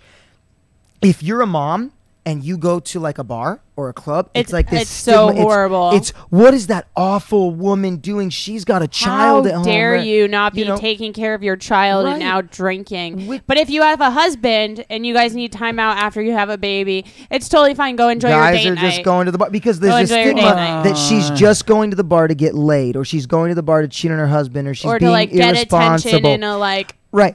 And so or whatever. So the thing is she fucking moved way. out here, and she's seeing people who are in their 30s who are just like, we're still figuring life out. We're I still was- trying to do this. Yeah. We're still and she got the permission. Once again, going back to the very first thing we talked about, which is all you know is your environment. And her environment in Wyoming was, you're 20, you need to be married, your life needs to already be Going. settled. Whereas here, she's seeing people in their 40s who are still figuring it out. And And so that's- she said, you know what? I really think that we obviously, we're great parents. That's our relationship. Let's stay parents. That's our thing. But there's no need for us to like, there's Hold no on to need. this. Well, especially because both of us knew that if our son wasn't in the picture, you wouldn't be we together. would not be together at all. You know, and so then it became this question of, honestly, okay, when our son turns 18, what are we going to do? Are we just going to have more kids so we can stay together for them? Yeah. Or man, you're are parent we- your whole life with that kid. Right. They got college after that. Then I mean, there's all sorts of things. Where, Right. yeah. And so I actually, yeah. one of the first days I was here, I went to the Santa Monica Pier with a friend that I've had since literally first grade. This girl is my best friend from Dope. first grade until Dope. probably like attached at the hip until probably fucking 8th grade. And then like we're still really, really good friends until I left when I was a senior in high school. Awesome. And we haven't seen each other since I left Rhode Island. Like, I lived in Florida for a good, 6 years. I moved to Denver. I moved to Oregon. Now I'm here. And so, we haven't seen each other. We haven't seen each other, and that was really weird. Yeah, my bad, guys. It's Whoa. okay. And it was like the audio predicted the future. it was really weird and the past at the same time. I forgot Whoa. everyone could hear that, not just me. I'm like, oh shit, whoops. Whoa. But yeah, so we're sitting there and we're catching up, and I was really nervous about it because I was last time I saw this girl, she couldn't even fucking drive 15 minutes to the city in Rhode Island without having a panic attack that she was gonna get in trouble. You know what I mean? And come to find out, it was her mom. Her mom just she was not allowed to go there, and she was going there anyways because she was like, fuck that, I'm not allowed to drive 15 minutes when I'm fucking 21 years old and can go have a drink and I can't go to the bar. No. But Just don't drive there. Don't drive to the drink. All right. Yeah. Well, we Don't do it. Once again. So then, we so learned that tonight. I'm sitting there with her, and she's telling me all these things about her life now, and she's basically had the same experience I have had since we've left Rhode Island. We've just grown so much as people. We've learned so much. We've met so many different people. She's I'm 25 now, and I have zero desire to get in a relationship, and I have zero desire. Yeah, do to you even work figure- on you? We have friends back Love in Rhode yourself. Island. Love yourself. We have friends back in Rhode Island that are fucking 25 years old with 2 kids from 2 different baby daddies. Right. We have people that we graduated with that are getting fucking addicted to heroin and fucking getting arrested for that shit. These people are stuck in their little fucking bubble of this small ass town that I lived in that was fucking 3 feet by 3 feet wide. Right. And they don't leave to go to other countries or anything like this. Right. And all they do is make babies and redo this cycle. And that's what our society is this is the problem. Right. The people that do know what are going on are going to these big cities and trying to do things with their life, and they're not procreating because they're too busy actually trying to get this world into something that we want it to be. And all the people that are ignorant to this fact that everything's fucking in shambles right now and there needs to be something done are ignorant to the fact that that's happening, and they just think that life is about having that white picket fence and that American dream because that's what we've portrayed for so many fucking years. Just preach, girl. You get it. Get Ow. it, girl. Yeah, I was watching this really crazy study, right? This he's a fucking scientist of some sort. I am not, so I'm going to butcher the story. But he was these kids, right, and infants, they want things, and we sit them in front of a TV and start playing Disney movies, like the Prince and Princess shit. Which, by the way, you watch Karate Kid. Now looking back on Karate Kid, the good guy was the fucking bad guy, right, Pebbles? Like, what the fuck, dude? So Are you saying that because you're a huge Cobra Kai fan? There's a Is new that show. why- You There's a have new to watch show, Cobra dog. Kai. It's so You good. haven't watched Cobra Kai? so I haven't good. seen it Watch yet. I Cobra haven't Kai. It's seen a it yet. whole different angle. so So, good. Now I need but to know. so it's fucking great. We could stream this shit. Oh, we're live. Anyways, so we're feeding our kids the TV and the tablets now and the whatever, and he was like, you know what I did? I did a little study. So when my son, I introduced this ball, and this ball meant that he was hungry, and he'd grab this ball and a light would shine on the wall behind the crib. And then he realized that once he was doing it, so every time he'd pick up the ball, not knowing what it did at first, he's like, oh, they bring me food. They bring me food. Right. I don't know what that was. Right. I mean, food. So like, okay, he knew that one meant food. Then he introduced another ball, and every time he'd walk into the room, and the kid had done number 1 and number 2, he would put a ball in there. So then at the end of literally 3 months later, this kid is fucking picking up 5 different colored balls. I'm hungry, I'm tired, or I pissed, I pooped, I whatever. And he's like, these kids are fucking geniuses, but we put them in front. So instead of letting them expand and really you know what I mean, like become into a human being who's conscious. Right. We're shoving them in front of this TV saying, hey, you got to do this, this, and this to be happy in life. And now we're all finding out older, you know, The thing getting is, older. is when you're a kid, you're like absorbing. You're just completely For open sure. to learn That's right. anything and everything. You have no like stigmas on you of society or any of that. You can't fucking understand that yet. Right. And we put these kids in like these like situations where we're like dumbing things down for them, and we're talking baby like to them, and we're doing these things that we thought were good, which I Too get. much shelter. But Right. yeah, but now we're But- realizing that that's so- not what so- you should fucking be doing. Oh, go ahead. No, what all I was gonna say was like, you know, there was a study on the Gary Vaynerchuk book. He read something off like, if you ask any 8-year-old what they want to be when they grow up, and they're gonna tell you they want to be a YouTuber. Like that is a That's realistic. Oh yeah, the fuck it is. Well, I know, but like, I Oh, just yeah. don't think that everyone and their mother It's that's not 8 for years everyone old. the same. It's not for everyone the same way that schooling, traditional schooling, and med Right, school, and right, fucking right. that's not for everyone either. Like you True. can be a Yeah, creator, you're right. and when we keep trying to cut. You know, art programs in school, whether it be music or the creative arts of painting and digital, whatever it might Right. be. No, yeah, you're right. It's like, you know what I mean? Like we were like, no, that's not how you have a good life. That's not how you achieve your goals of financial freedom. Are you So- fucking kidding me, That's bro? the biggest True- way to true nowadays, story. literally. Absolutely true story. My son, you know, my son's very, as we talked about, I'm very lucky. My son's very smart. He goes to a school for the intellectually gifted and advanced and all of that, which is funny. You fancy, huh? No, but check this out. Check this out. When he got, when he got accepted into the school for the intellectually gifted, I was very proud. I put on Facebook, I said, my son just got accepted into a school for the intellectually gifted. I want to thank his mom because he clearly didn't get those genes from me.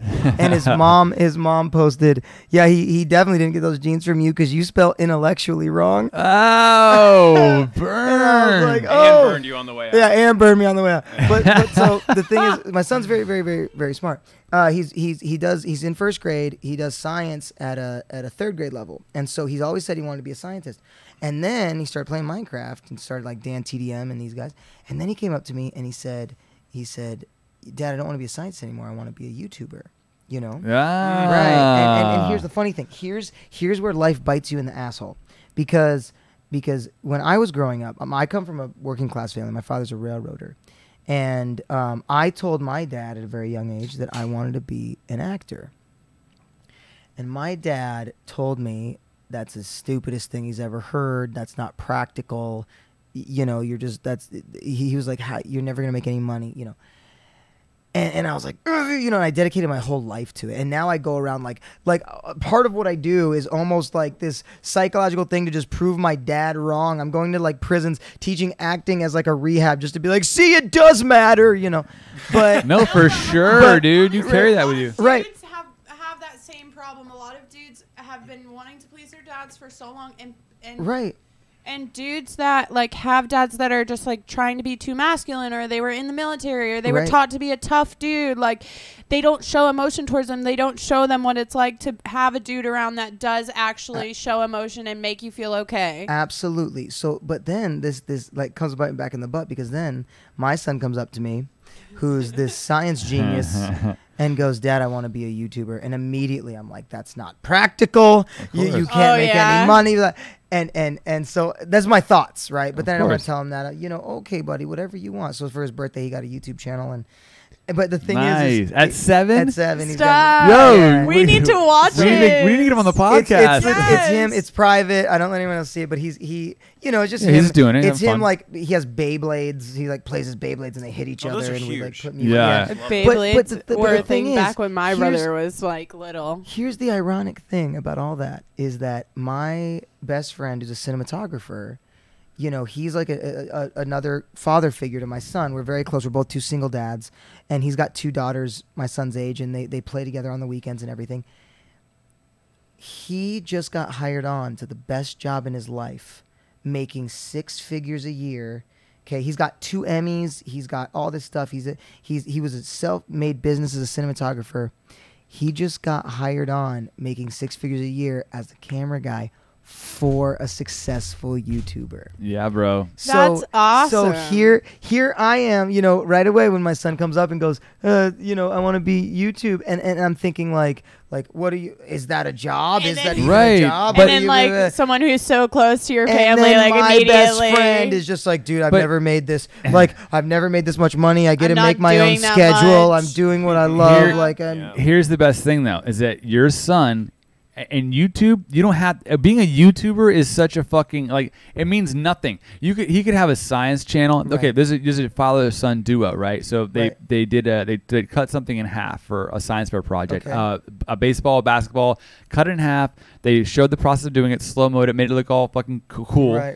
Put it on YouTube. Then they get a comment. Hey, cut this in half. Cut it in half. That father-son duo is making $100,000 to $300,000 a month right now. Right. The kid is now in 7th grade, still cutting shit up with his dad. So you can be a science kid YouTuber. You can be a fucking makeup YouTuber. You could Right. be anything. There's no, you know what I'm saying? There's so much room. You don't need to have a producer or a TV channel. You don't need to be fucking Oprah. You can do whatever the fuck you want and find your audience. And here's, you asked earlier about whether or not I was acting and everything, and here's the thing about, like, you guys are the ones who are doing it right, and here's what I mean.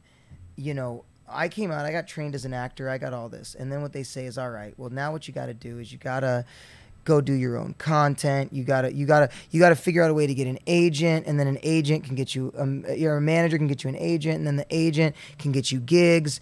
And until then, you're waiting to get these big gigs to be seen because, well, I don't have a manager and I don't have a big enough agent, and my agent can't get me in big enough rooms, and so it's this whole process, kind of thing. And I had a big agent tell me this. He said, look, what you need to go do is you need to go find a way to go do your own thing and get a fan base doing that, because until you get to that point, you're going to be in a place so many actors are in LA, which are people who have a dream, they just want to get seen, and they go to an agent who can get them work, and they just say, I'll be anything for you. I'll cut my hair. I'll change the way I talk. I'll change the clothes I wear. I'll change my whole personality just so you like me, so I can be who you want, so you can get me whatever. And then on the way, they compromise their passion. They compromise why they do it in the first place. But he said, you go out, you make your own content, you do your own thing, and what's going to happen is agents are going to end up coming to you because they want you exactly how you are, because how you are is what's getting the fans and what's getting all this. So YouTube And then is you're not- absolutely the new frontier. And then you're not acting, you're playing yourself. You're being yourself. Right. And that's the fucking craziest, like, you hit the nail on the head with what you just said. I don't know if we're doing it right just yet. We're trying to do it right. But I mean, for me, I look at my nieces and my nephews and I'm just like, guys, please follow that dream. Please don't fucking lose it. I did, and I wanted to be a computer science guy, but then I got some friends in high school, and that led into like a little popularity, and I was a club promoter, and I was always chasing this fucking thing. And if you look at guys like Will Smith, right? Will Smith is like ancient to kids nowadays. Right. We I know love of him. Will Smith, and he Right. says the best fucking shit lately. Right. The Lately, best. you just hit the nail on the head. Lately, right? He Why? never said anything before. He is making his own content on He Instagram. loves He's on Instagram. He's got brilliant. a huge deal with YouTube. He's Yeah. brilliant. But the guy is literally like, you know what? Fuck Hollywood. I'm tired, because what happens is when you run in one of these guys that you think is them, like Seth Rogen. Right. I've never met him. I don't know, but you meet him outside and he's not the guy you want him to be. Like, hey, do that to Right. be funny. Right. He's like, dude, fuck off. I'm a real person. Exactly. But when you're creating your own content, you'll never not be genuine because you're being yourself. That's you. And you can Right. YouTubers, if you're not being genuine and you're trying to be a Casey Neistat, you're trying to be someone else, they're gonna read right fucking through you. So I think and no one. Like, honestly, Logic put this shit into perspective for me. I'm like, dude, I these guys influenced me. I got my vlog rig right here. Right. You know what I mean? But now I'm like, you know what's funny? Like, I used to, people get into politics, and that's not something I want to get into at Sure. all. But I'm always, I find myself censoring my shit. Or as a DJ, I'm playing shit. When I was really having fun DJing, I was a decent size. Like, I had some good play, right? I was doing it full time, making a fuckload of money, working 3 to 6 days a week, sometimes 7 days a week. Right. And it got to be a job for me. Why? Because I started doing venues that I had to play a certain format, top 40 commercial. Where when I was playing dubstep to some sweaty ass fucking 20-year-olds like myself, in a fucking warehouse, in a warehouse, like, vibing out, yeah. I loved it. So now I'm like, when I DJ now, I'm like, you know what? I literally quit all my gigs and said I'm moving to fucking LA and figuring shit out. Right. And that's what I'm doing now. And now I'm missing DJing again. I'm like, man, look at these songs. Like, I want to play. This is the shit I want to play. No one wants to hear it yet, but that's how you grow in the underground. You just make the shit you want to make, and eventually people like it. And if you get to like a Tech 9 level, to circle back around, it's like, dude, you have fans for life. Like when I go back to Florida to do a show, I will have people there packed because they want to. People always come out, and you have fans who love you for fuck you. Yeah, you know how cool that is. You I know always what I say, mean? I go, I don't have fans, I have friends. And there's and nothing, they just like what I do. There's nothing more freeing as an artist. Right, like as an actor, this whole thing of like, you get signed by commercial agents, and they go, all right, well, we need a funny guy, so you could be our funny guy. So whenever you go do a thing, you're the funny guy, right? Or you're Italian, so we need like a greaser guy. You can go be our greaser guy, The 5'2" greaser. Right, the 5'2" greaser. Are there like greasers in 2018? No. Hey, you fucking but the movies are come on, bro. If somebody is doing, if somebody's doing Grease again, the play, then you can. Right. But the thing is that so what you end up doing is you end up putting yourself into a box to please somebody who, at the end of the day, is just trying to make money. Even if you put yourself in that box, they might even not look at you anyways, and then you just did that to yourself, and you don't really even get much out of it. And the thing about like YouTube right now is that you have the ability to. I'll be like, yo, I have an idea. I'm just gonna put a. Let me put it this way. I was doing stand up around LA, right? And I wanted to get started in stand up, so I'd go to the best stand up clubs. Here's what they do. So many people come to those places, like VD it's the worst strategy. You don't want to go straight to the Comedy Store or the Improv. Right. You don't want to do that. But because what they do is first of all, 100 people show up, and you have to draw a name, and you might or might not get called that week. So you have no idea if you're even going up every week. You're just performing. Most likely you won't get called. Right, most likely you won't get called. I went like something like 12 weeks without getting called one time. And you're there, and you're just performing in front of a bunch of other stand-ups who aren't listening to you because they're just trying to do their own stuff, and wait till their turn. Yep. And here's the thing. I'm like working on these bits. I'll take 3 minutes. I'll spend a whole week working on these 3 minutes, timing these 3 minutes, and then no one's actually appreciating it because they're all there for themselves. And then I realized, what I could do is I could take this bit and put it up on YouTube and immediately have the possibility of an infinite audience. You could even take it to like a smaller bar, and they would probably it would probably be more entertainment than that place. But even this it's like with YouTube, I mean, I could get, let's say, 100 views in a day, which is more people than I would have gotten in that bar, in that moment, in that. So there's still value to it. You still want to go to an open mic to even find out what you're saying is funny and if it hits. But let me put it this way. As I said, I'm an actor. I go on probably 6, 7 auditions a month. I'm putting in for auditions all of the time. I'm working my ass off. When I'm lucky enough to land a gig, then I get to act. This night, the 2 hours, 3 hours we've been talking, whatever it's been, we're on forever. 2.5. The 2.5 hours that we've been talking, I have had more screen time. I've got a chance to work more of my bits. Than I have in the last 3 months. And it's because, that's why I say you guys are doing it right, because you're like, yo, we got cameras, we got mics, let's go do this. In any other situation, I'd be sitting in my room waiting for someone to call me and say, hey, congratulations, you get to go act today. For sure. Can I ask you, what makes you love that so much? Like, what made you decide, okay, I know that I'm going to go to this city. I know that a lot of people are not going to give me the time of day, but I'm going to just keep trying and keep doing it. It's the same thing you were kind of talking about. I have this is the way I describe it. Forgive me, I'm very parabolic. I can't explain anything unless it's in a story form. It's honestly so entertaining. I appreciate that. I have ex-girlfriends who will disagree with you. I asked a question. I don't need a story. I've done that to my ex, so I guess I'm a culprit of that. But so here's what it is. I have a buddy. His name's. Should I shout him out? It's a compliment. I love you, buddy. Yeah. His name. No, I'm not gonna say his name. He knows who he is. He doesn't know who he is anyway. Point is, here's the thing. He is a brilliant musician. We grew up together in our hometown. There's nothing to do, so you either get a hobby or you get a drug addiction. Those are your choices. Yeah, right? Heard. That's So- how it was for right. me too. Right. So my buddy, man, dopest guitar player on the planet Earth. And I play guitar too. And that was our thing, is we would play together. And this dude, like, he was playing Van Halen when he was 12, just a prodigy, right? Damn. Now here's the thing. Now he's grown up, right? He's built a recording studio out of his house. He has a gig playing 3 nights a week at this bar in town. They pay him like $300 a night. Now, to give you perspective, Wyoming, you can get a house. I don't know how much you guys pay for your spot. I'll tell you how much I pay for mine. For a little room, like a room on the west side, I pay like $1,600 for a room, okay? In Wyoming, down payment on a 3-bedroom house is $800.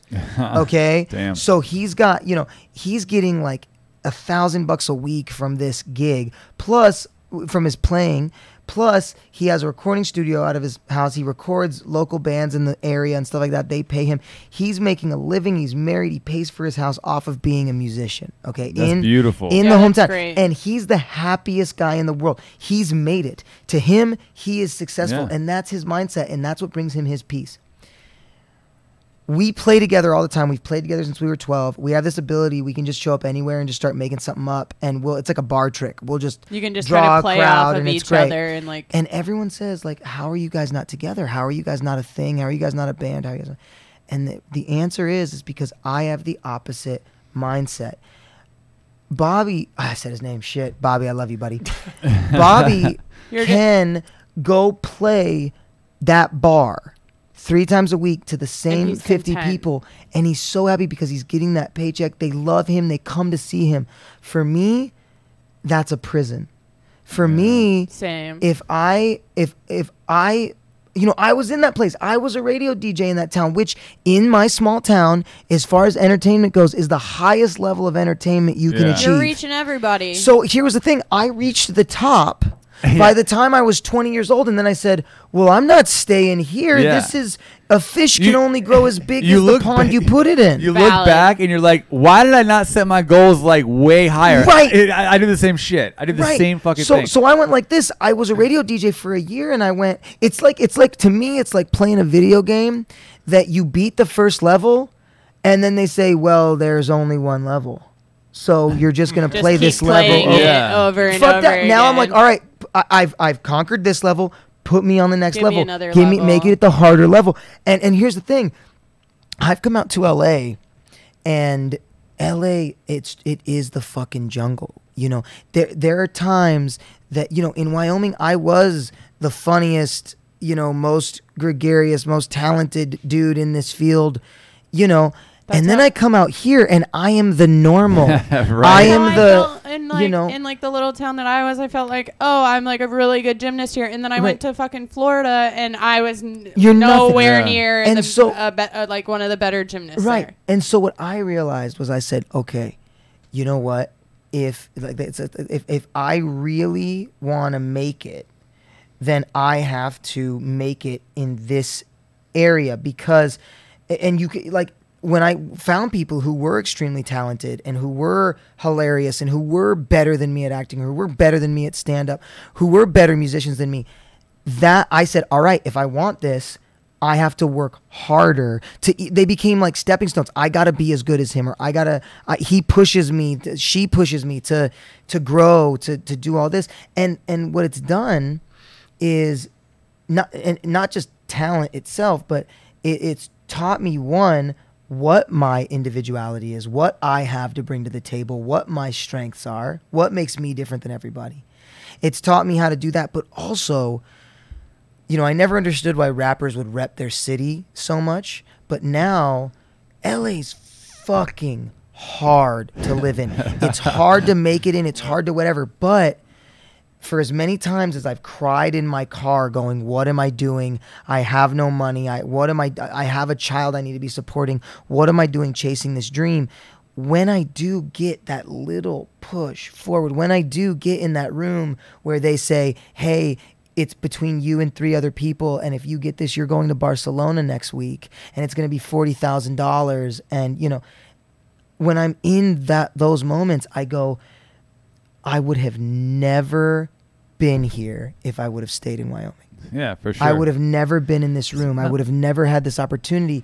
I wouldn't have any of the friends that I have in this room if I didn't leave Rhode Island. Right. And honestly, I wouldn't have any friends at this point besides the friends that I don't have. Like, the friends that I don't have that I left in Rhode Island that were, like, some of my best friends there, like, still love them, don't get me wrong, but like there's no way that they would incorporate into my day naturally, and it would just be easy for me to be friends with them all the time anymore. That's the thing. You have to remember, like, the biggest thing for me, I used to be in contact with everybody, tons of friends. I'm on the phone. I'm picking up, people would always call me for some shit. And now I'm like, I literally fuck with like a handful of people, and I'm so much happier. Right. Like, oh, what are you up to? I'm like, I don't even have time to answer this fucking message. Well, yeah, bro. right. Like, I'm on Amazon. I'm fucking, you know what I mean? But like I think the biggest thing is we all sometimes feel bad for losing touch with people from our past or people from our hometown. For sure. And at the end of the day, it's like, yo, man, like, I'm happy you're doing you, but and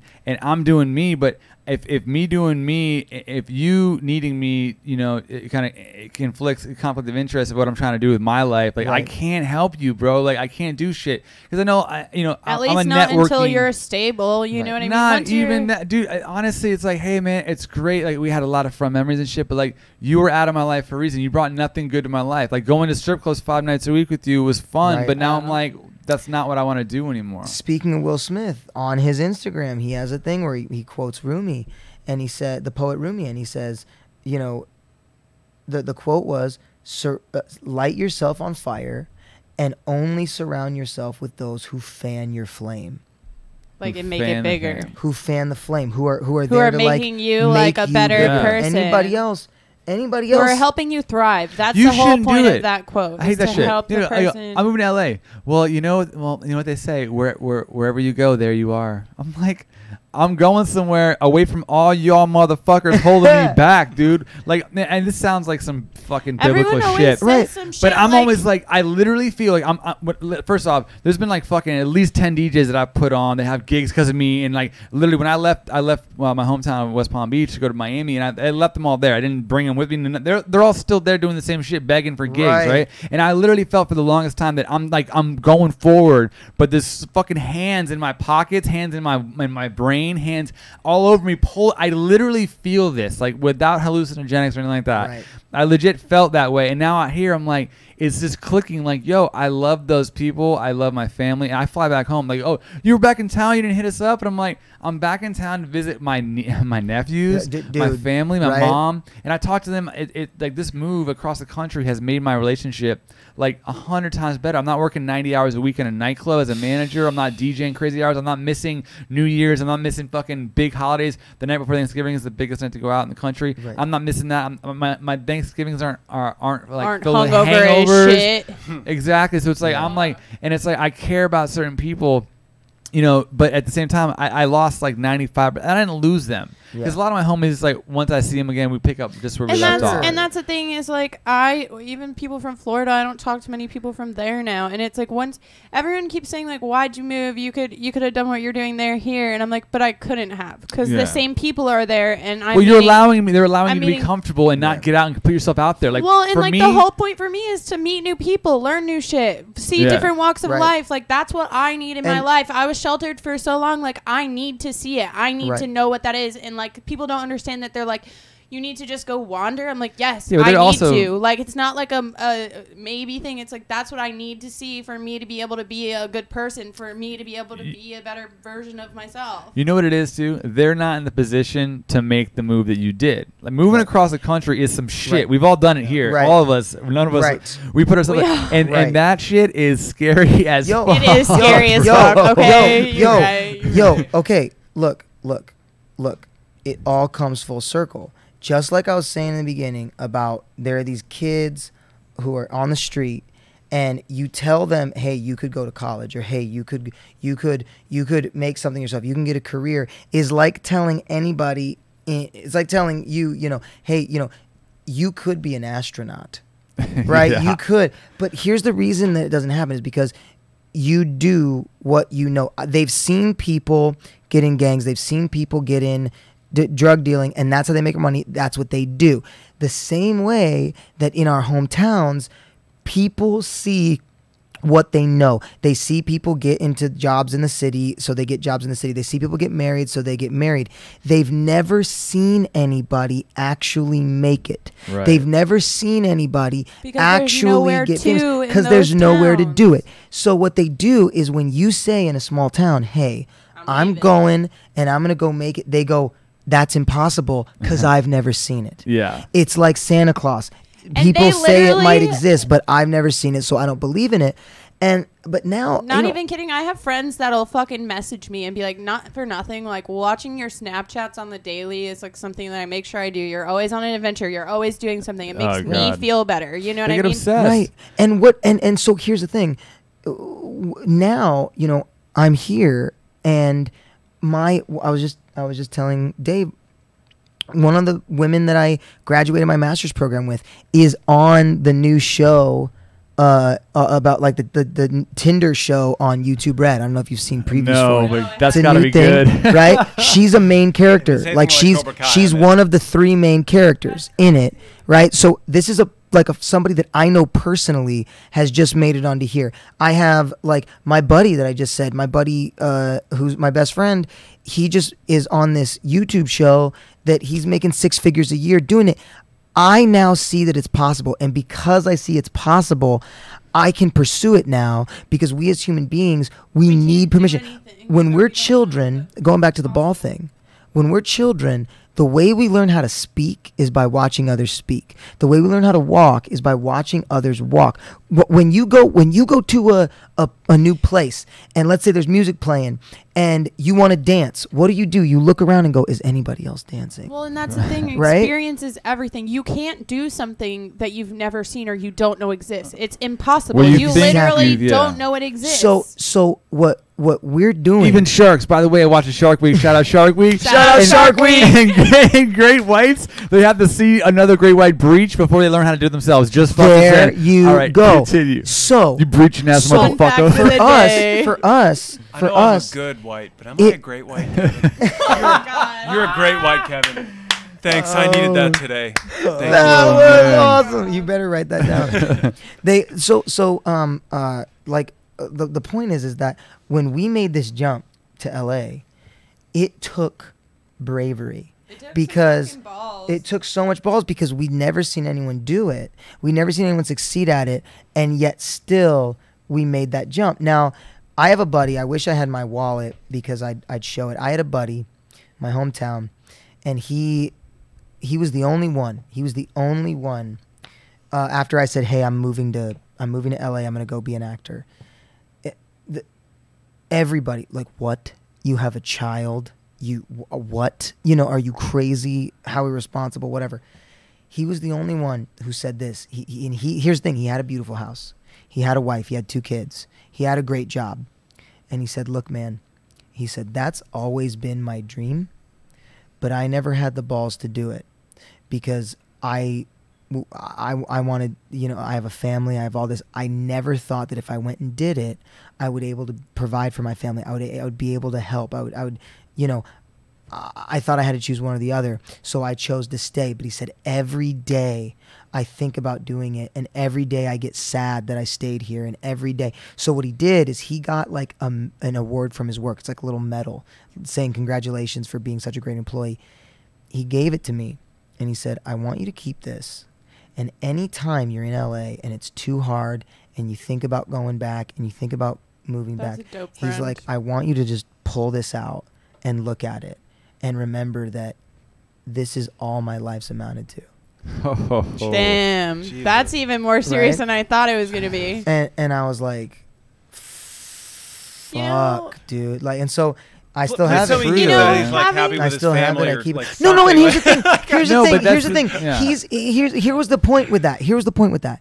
Was that he is an amazing father and he's got an amazing life and he's got. But what his point was that what eats at him is that he always wanted to have the bravery to do he it. Played it safe And didn't. He played it safe. And one here's thing. Oh, go ahead. I just And so he was just showing respect for me because while he is happy with his life, he is, you know, I in his eyes had the bravery to actually do what he always wanted. And now, look, I'll be honest, like the life that he provides for his children on a monetary level, on a state, is scads better than my poor son living in a shitty little apartment in Los Angeles, you know? And I understand that. And I you know, do whatever I can to make sure that my son has a good life. He spends his summers in Wyoming because my parents have a huge house and he gets to have that here, you know, there. Right. And so I do whatever I can to try to make it work. But and you know what? Like, I don't want to cut you Yeah. off, but I wouldn't even be surprised. Like, kids are so malleable and resilient and have so much fun doing anything. Right. True. I wouldn't be surprised if he's 30 and looks back on this and is really happy. Honestly, though, I know, like, it sounds like you know what I mean? bad, Because even though it's like a how smaller much experience apartment. does he get from this? You know what I Yeah, mean? exactly where That I was he going wouldn't with it is, yeah, maybe a smaller apartment, but he's getting a lot more out of life than any of those other kids. Let me. That's my I hope. got some goodness on this one. Do it. Okay, Do it. your buddy who stayed back and did like that's like Right. my father. My father did what the safe thing to raise 3 kids, right? He sacrificed his fun and his goals and dreams so that his 3 kids could do whatever the fuck they wanted to do. Right. Okay. So on that coin, his kids are going to be able to do whatever the fuck they want because they're stable, they're financially stable, they got good money, they can go to college, they can do whatever the fuck they want to do. Right. Now here's the other side of that coin. Is that your dad gets to see you trying and hustling and going after it. So basically, I look at it like, okay, I'm not a first generation American, obviously not. But if you look at the people who were like, okay, my life sucks. Your parents came here with 5 cents on a boat to Ellis Island. What the fuck is so hard about your motherfucking life? Right. So your kids gonna be able to say, you know, whenever you breach, whenever it is you get that moment where you can shine, whether it be YouTube, which you should do YouTube for sure. Shout out YouTube again. Shout out YouTube. But that does your kids are gonna have vastly different lives. Where it's like, okay, but and my dad tells me all the time, like, don't do that. Don't go to, like, you know, what do you want to do? Do you want to do DJing? Do you want to do this? Just do that. I sacrificed my surfing goals or whatever it is you wanted to do because I wanted to raise kids that had the ability to have an option to do whatever they wanted to do. However, now it's like if I had kids right now, I can only imagine and be like, dude, you could take care of it goes back to the tent thing, right? Right. Like if you can't build your kids are gonna know how to hustle, they're gonna have street smarts. Right. Inevitable. That kid's gonna be like, oh, I was fucking sheltered. He's got privilege, just you know what I'm saying? Like both are good. Both have their different pros and cons, but I feel like you're 2 different people, and that's really cool though that he was like, hey man, like keep chasing your shit, because I have a buddy like that too. He's like, hey man, I didn't go that route. I had kids young. I hate my they're on that baby's mama tip shit, right? They're not, but it's like, you know, it just, you could tell in kids, like you can, like, I don't know. I also think that, like, the fact that you did do this, like, I know that one of the biggest factors in my life for, like, I mean, I just kind of figured it out while we were talking about this, but one of the biggest factors I think in my life that, like, really led me to do this was my cousin Marsha. She was, I want to say, I swear on my life, everyone said that about her when, like, Marsha. Right. But everyone called me her mini-me. Like, I acted just like her. We were both, like, really adventurous, both loved trying everything, like... Right. And so I kind of, like, almost looked up to her because of the fact that everyone, like, kind of put that on me. Right. But it almost benefited me in a sense, because she was one of the only people in our family that actually, like, went and did shit with her life. Like, she went to fucking Africa for months to, like, in Tanzania to, like, teach kids fucking English so she could, like, learn about the culture and all these things. And, like, awesome. I would email her and she would email me back, like, what was going on and what she was doing and, like, all these things. And I just remember, like, being young and being like, I can't wait to grow up and be able to go on these adventures by myself like she's doing. Like, that's just so cool that I can be a girl and still do that. And, like, it was nice to know that, like, it was right in front of me, someone had done it. And, like you're saying, like, not everyone has that. And like, so I didn't realize, but I'm very appreciative of having that, even though I didn't even really recognize it. And not everybody wants it. And No. I think that's Valid important. point. Sure. True. That's important to point out because here's the deal. At the end of the day, you know, not everybody wants it. There are people, we talked about this earlier, there are people in their hometowns who get married at 20 to the love of their life. All they want is a family. All they want is to provide, and they're happy and they're doing it. Fuck. And it's great. So And- happy. but So here's the many deal. people Here's do the that. deal, though, is that I am not them and Yeah. they are not me. For sure. So what happens is I realized, like, when I was in Wyoming, I was clinically depressed, and I didn't know that. At the time, I was just miserable. I hated Same. waking up. Every day I remember, like, it was so bad. It was like exhausting Yeah. to even get out of bed. I remember getting into, like, going on like a plane ride and hoping it crashed. Oh, You know, God. it was yeah, that point, like, That's just being right. like, End it now. If I'm lucky, it'll, you know, and what I realized, I mean, though, I is- battled that. Something will I change. literally, yeah, when I was Different. it'll be I mean, different. in Rhode Island, that little town that I lived in, I was in fucking 9th grade and I tried to kill myself just because of the fact that I was in a fucking place that nobody was doing anything. Nobody had any clue what was But- going on. Like nothing. but you nothing. know what Nobody changed had it? any answers for me. You know what changed it for me, though, was moving out here. Same. And the reason is because what I realized, the reason I was depressed wasn't even necessarily that I was living in Wyoming. It Oh, was mine that was more this month. I was trying to live the life that other people wanted me to live. I was trying to live other people's lives. What I feel mean you. is, I wanted to go to California. I wanted to be an actor. I didn't tell anybody that because You felt like I- it was like not going to be accepted. because I knew that they were going to say that's irresponsible. You'll never make it. You'll never whatever. And then, you know, how are you going to provide for your child? How are you going to do all this? and then how are you you going kind to of whatever? put it in the category of like, okay, so I can't do that. So why am I going to make that my dream? So what I did was so never mind. What I said was okay, so what I'm going to do is I'm going to do what I feel like I should do based on what these guys say is I'm going to go get this job at like a factory and I'm going to make all this money and I'm going to get a house and I'm going to get married and I'm going to have these kids. And all of a sudden it was like the reason I woke up every morning, the reason that pulled me out of bed, the thing that my entire life, my heart is driving for, which is this dream I've had since before I can even remember. I shut the door on it and I said, well, I guess I have to live other people's dreams just because they wouldn't approve of me living mine. And then I realized, like, who the fuck are any of you to me? Yo. And why am I trying to live your life that I don't want? Like, I'm just going to go to LA and do my thing. And if you don't like that, Fuck off. fucking good, don't do it. You know Bro. what I mean? Like, it's Don't not watch your it. life. Bye. Like, I feel like I don't know what this feels like at all, but I feel like, you know, I've seen documentaries and heard people like, seen you know, documentaries. I wanted to come out as being like the gay people that they didn't want to admit that they were gay to themselves. Right. They didn't want to, you know, they wanted to live a normal life, Right. what they were brought up in. And I can imagine that being the same thing. It's like, no, everyone keeps telling me to, like, no, do the safe thing, do this. Like, that's just not fucking me, bro. Right. So a really good quote that I love is, don't ask directions from people who haven't been where you're going. Thank And you. it's like, bro, you can't do that. I heard it's really hard. I heard the crime. I go, you heard on what, the fucking news? Right. The news said the world's gonna end every day the last Right. 10 fucking years, bro. Like, we're still here. I So love that. It's don't ask directions from people who haven't been. where you're going. It's That is like, unbelievable. so yeah, some fucking mom, you know what I mean? Like, I don't know. And I respect, you know, and at the end of the day, I don't have resentment towards people who, like, I felt held me back. The only thing I resent is me not moving, you know,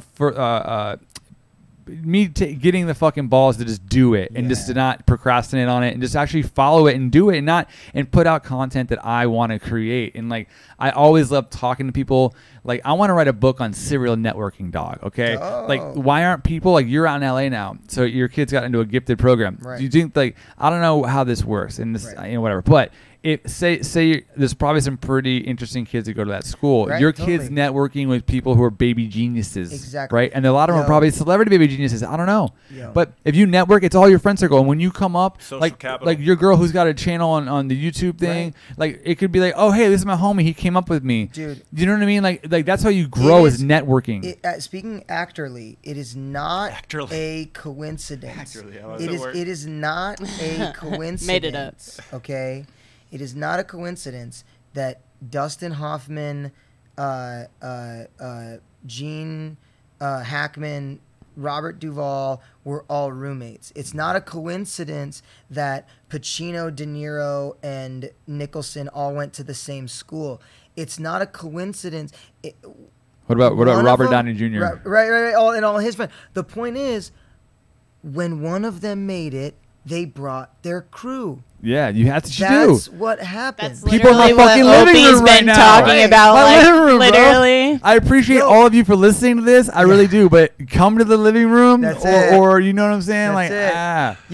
Yo, here's what it is. It's like I just was in a film that premiered at the Chinese Theater. tight. As an actor, it was the dopest moment I've ever had in my life.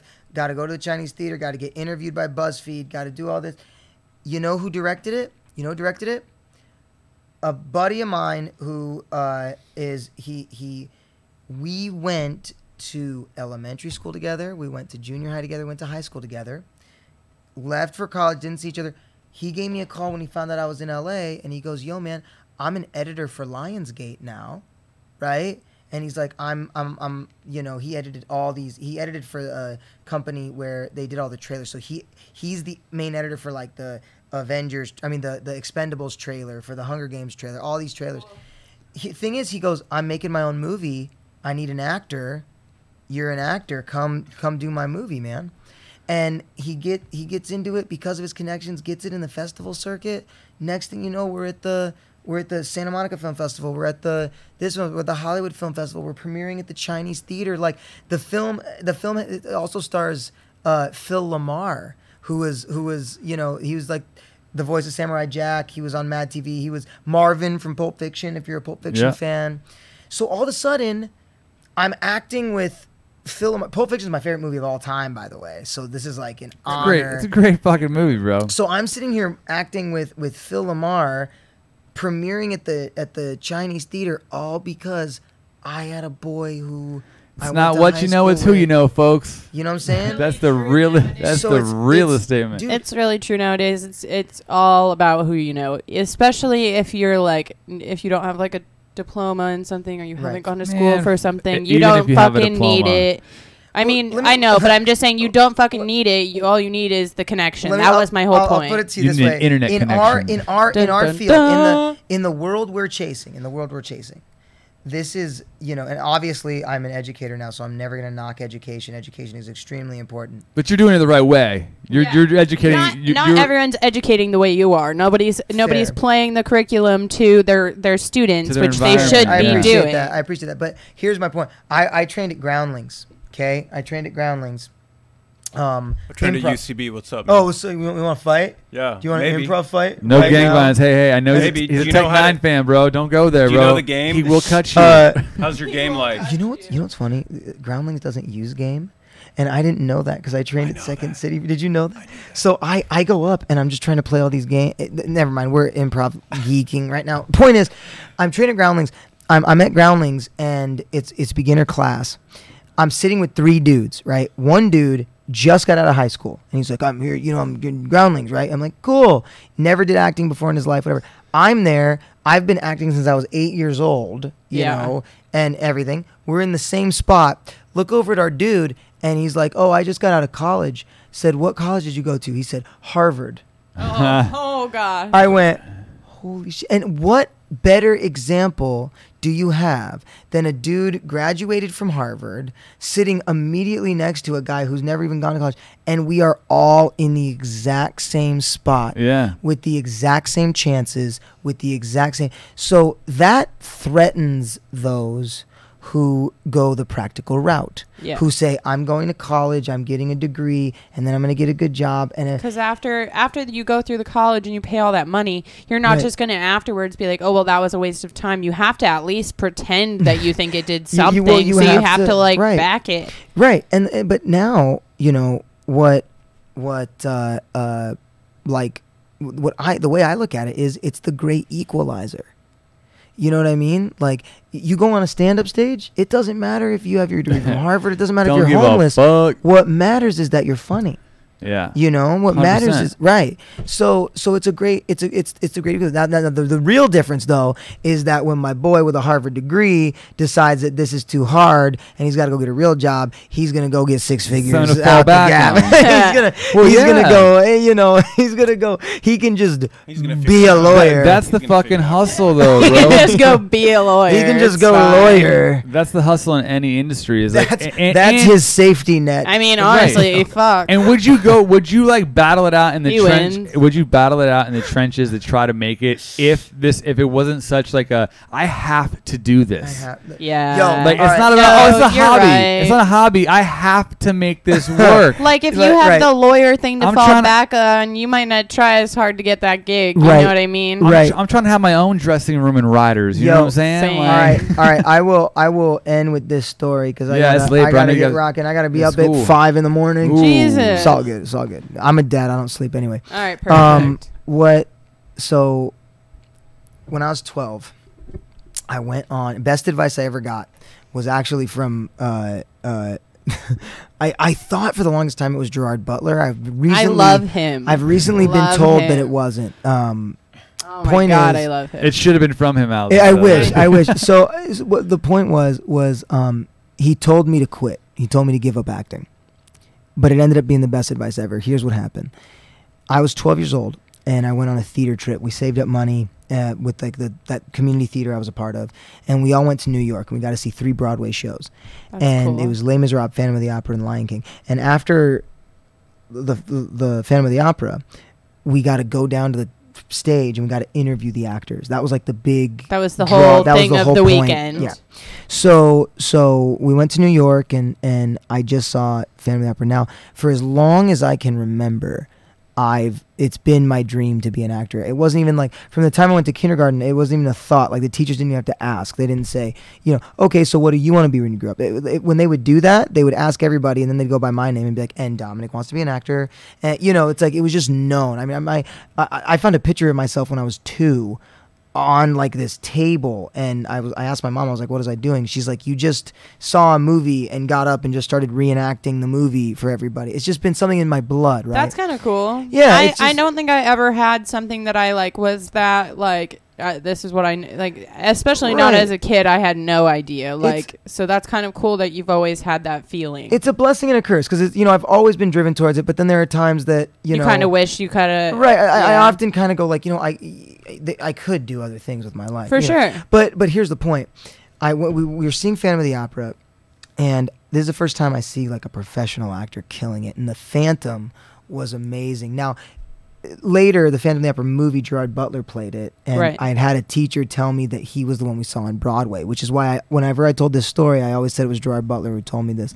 Found out he didn't do the Broadway show, but for sake of we just say dramatic, it let's so I just can say hear his Gerard voice, Butler. like his If name Gerard a Butler, bunch? tag Gerard Butler in this. If he's listening, you once told me not to act, but not really. So what? Also, hi, I need to meet you. Yeah. Also, you're single now, right? Al's Gerard on Butler. newly I am single. So here's Gerard Former Butler, Gerard hit Butler. me up. Former gymnast. So- Allison. So you, I'm at the show. We see Phantom of the Opera. This actor blows me away. He's just amazing. And I say, God, I have to do that. I have to do that. So we go to the front of the stage, and we all have to pick one actor to ask a question from. We had to draw names. My buddy drew the Phantom. You And switched I with was like, him. dude, I swear, like, I'll do I will do anything. anything. I will go on a gay date with you. Here we go again. But no, so I gotta ask the Phantom, and everyone's asking stupid questions like, "Do you like acting?" Like, no, No, I hate it. Shut up! You wasted your question. But I wasn't gonna waste my question. I was like, I have a great question. It's like the best question. So I asked the Phantom. I said, "This question's for the Phantom. what is the golden piece of advice you would give an actor, someone who wants to be an actor when they grow up? What is like the one thing that they should know? He said quit. He looked at me in my little 12-year-old eyes and he goes, don't do it.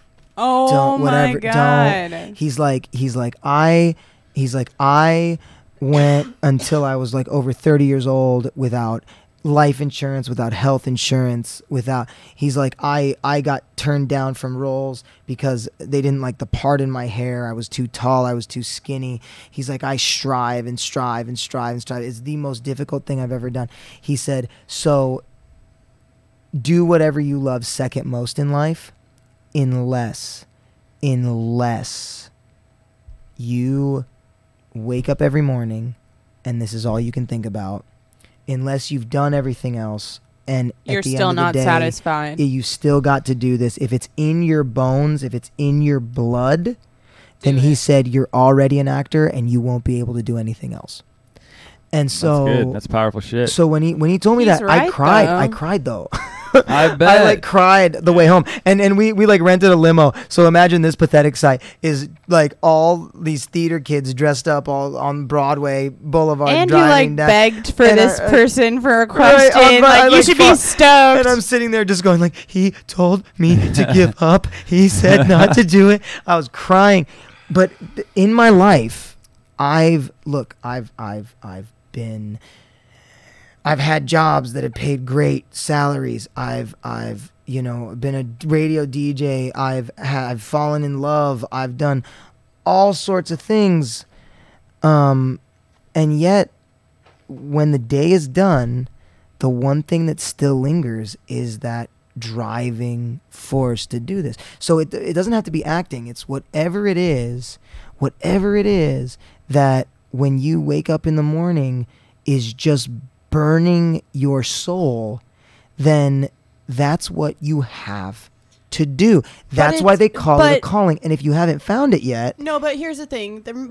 Throw it back to earlier when we were talking about women and how they're like bred to fucking feel that way about marriage. Right. You can't say just because that's how someone's feeling about it that they should definitely go after that. Right. And I'm not saying Well- that necessarily marriage like shouldn't be gone after. I'm just saying like Right. sometimes, because like for me, because that was like something that literally since I was a kid, like that's all I've thought about. Right. And like, had I gone down that road, like I would not be the person I am today, and I don't think I would be True. necessarily as happy as I am. That's fair. And it was because it was so ingrained in me. Everyone in my family got married young, had children. Right. Like that was the thing to do. And like, had I literally listened to the inside of me, be like, nope, that's what you should be doing. Like I would have a child already, and I would be in fucking Right. shambles, you know. Right. So. Not Yeah, saying well, that I what mean- you're saying is like not necessarily like a great thing, Right. but I'm just saying that sometimes there are exceptions to rules. Right.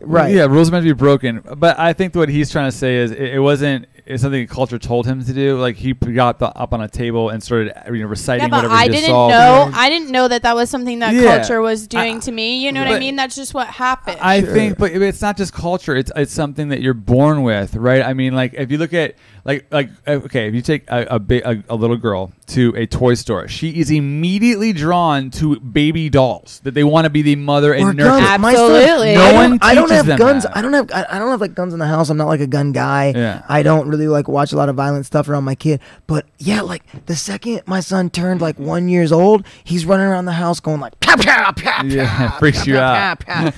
Like how did you learn that? You know? Yeah, but Yeah. but you know, Life. it's just there's things that you're born with Tech depending yeah. I was listening to Tech 9, Dad. Fuck. Dad, you listen to them. The violence will happen. The violence will Dominic. happen. It Blame it on video will games. happen. Yeah, in video games. but, I in mean- Minecraft, you have to shoot the little Yeah, fucking but he wasn't skeleton playing guys. Minecraft at the time. He was 1. He couldn't even speak. Oh well, then yeah, I don't understand that one. It was crazy. All right, it is now 12:55 Yeah, in we the morning. should- We're gonna cut that before we got school. Hey, if you're listening, if you're listening to this point, thank you for joining us, man. That was awesome. That Guys, was a lot of thank fun. you You're- for having me. It's like the coolest night I've had in You're- a long time. You're our first guest on the show. You filthy animal. All thanks to Vegas Dave over Hey, here. yeah, big shout out to Vegas Dave, the VD, if you will. VD. What do you got going on? You got a channel? You got fucking Instagram? I need to now. Y'all convince me. This is anybody who's Instagram's watched the this shit. has just watched the birth. the birth moment of your my social media? whatever that Social my media. YouTube that I'm gonna now have to make because You got to do it, man. I toted that. But yeah, you can follow me on Instagram. It's just Dominic Syracuse. Other than that, check me out on. There's a fantastic film, In This Great Place. That is the film that In this the, great in place. the in theaters. this great place right now, doing the festival circuit around Los Angeles, and soon going to be able to. I really hope I was allowed to say that because You're like, oh, fuck. right. They're in We'll a. find out. No, but I think it's cool. I think we're cool. Yeah, They're we cool. can. They're it's in the festival stage right now, so they're in talks with distributing companies and stuff like that. So I can't say whether or not it is or You're just not going to hoping. get It's hopeful. distribution or anything. But what I can say is that it is at different film festivals right now Hell yeah. throughout Los Angeles and the United States. Got Austin, Kansas City, a whole bunch of Those are other some good ones. So if cities. any listeners are in that area, keep an eye out for that. IMDb it. It's dope. I will get an email at the end of it that goes to the motherfuck. All right, that will be it. Tommy, thank you for joining us, man. Thank you for all the Guys, good work thank that you you're so doing in much. the prison systems and as well as the juvie. And it sounds like you're doing a lot for people as well as helping yourself and being a great father while you're managing and juggling all these things in life. So thanks for with us. Allison, welcome to the podcast. It's your first one. Yay. Vegas Dave, thanks for contributing as always. Pebbles, you were Vegas quiet Dave. tonight. Pebbles. Yeah, I you know, took man. over- Hey, Pebbles. I was the captain tonight. That's why. I'm not one to criticize, man. But to be real, you talk way too much. Like the whole time, I'm like, is he gonna let anybody else have a turn? Allison has the mic, but hey, next week we got 2 more of these professional mics coming in. We'll be ready for a 6-person pod. We got to come back. You got to come back. Guys, anytime You gotta come back want and- me, I'm here. and talk I've about had it. a great time. Thank you. All right, guys, we're signing off. You filthy animals. You filthy animals. Go do something with your life. Chase those dreams.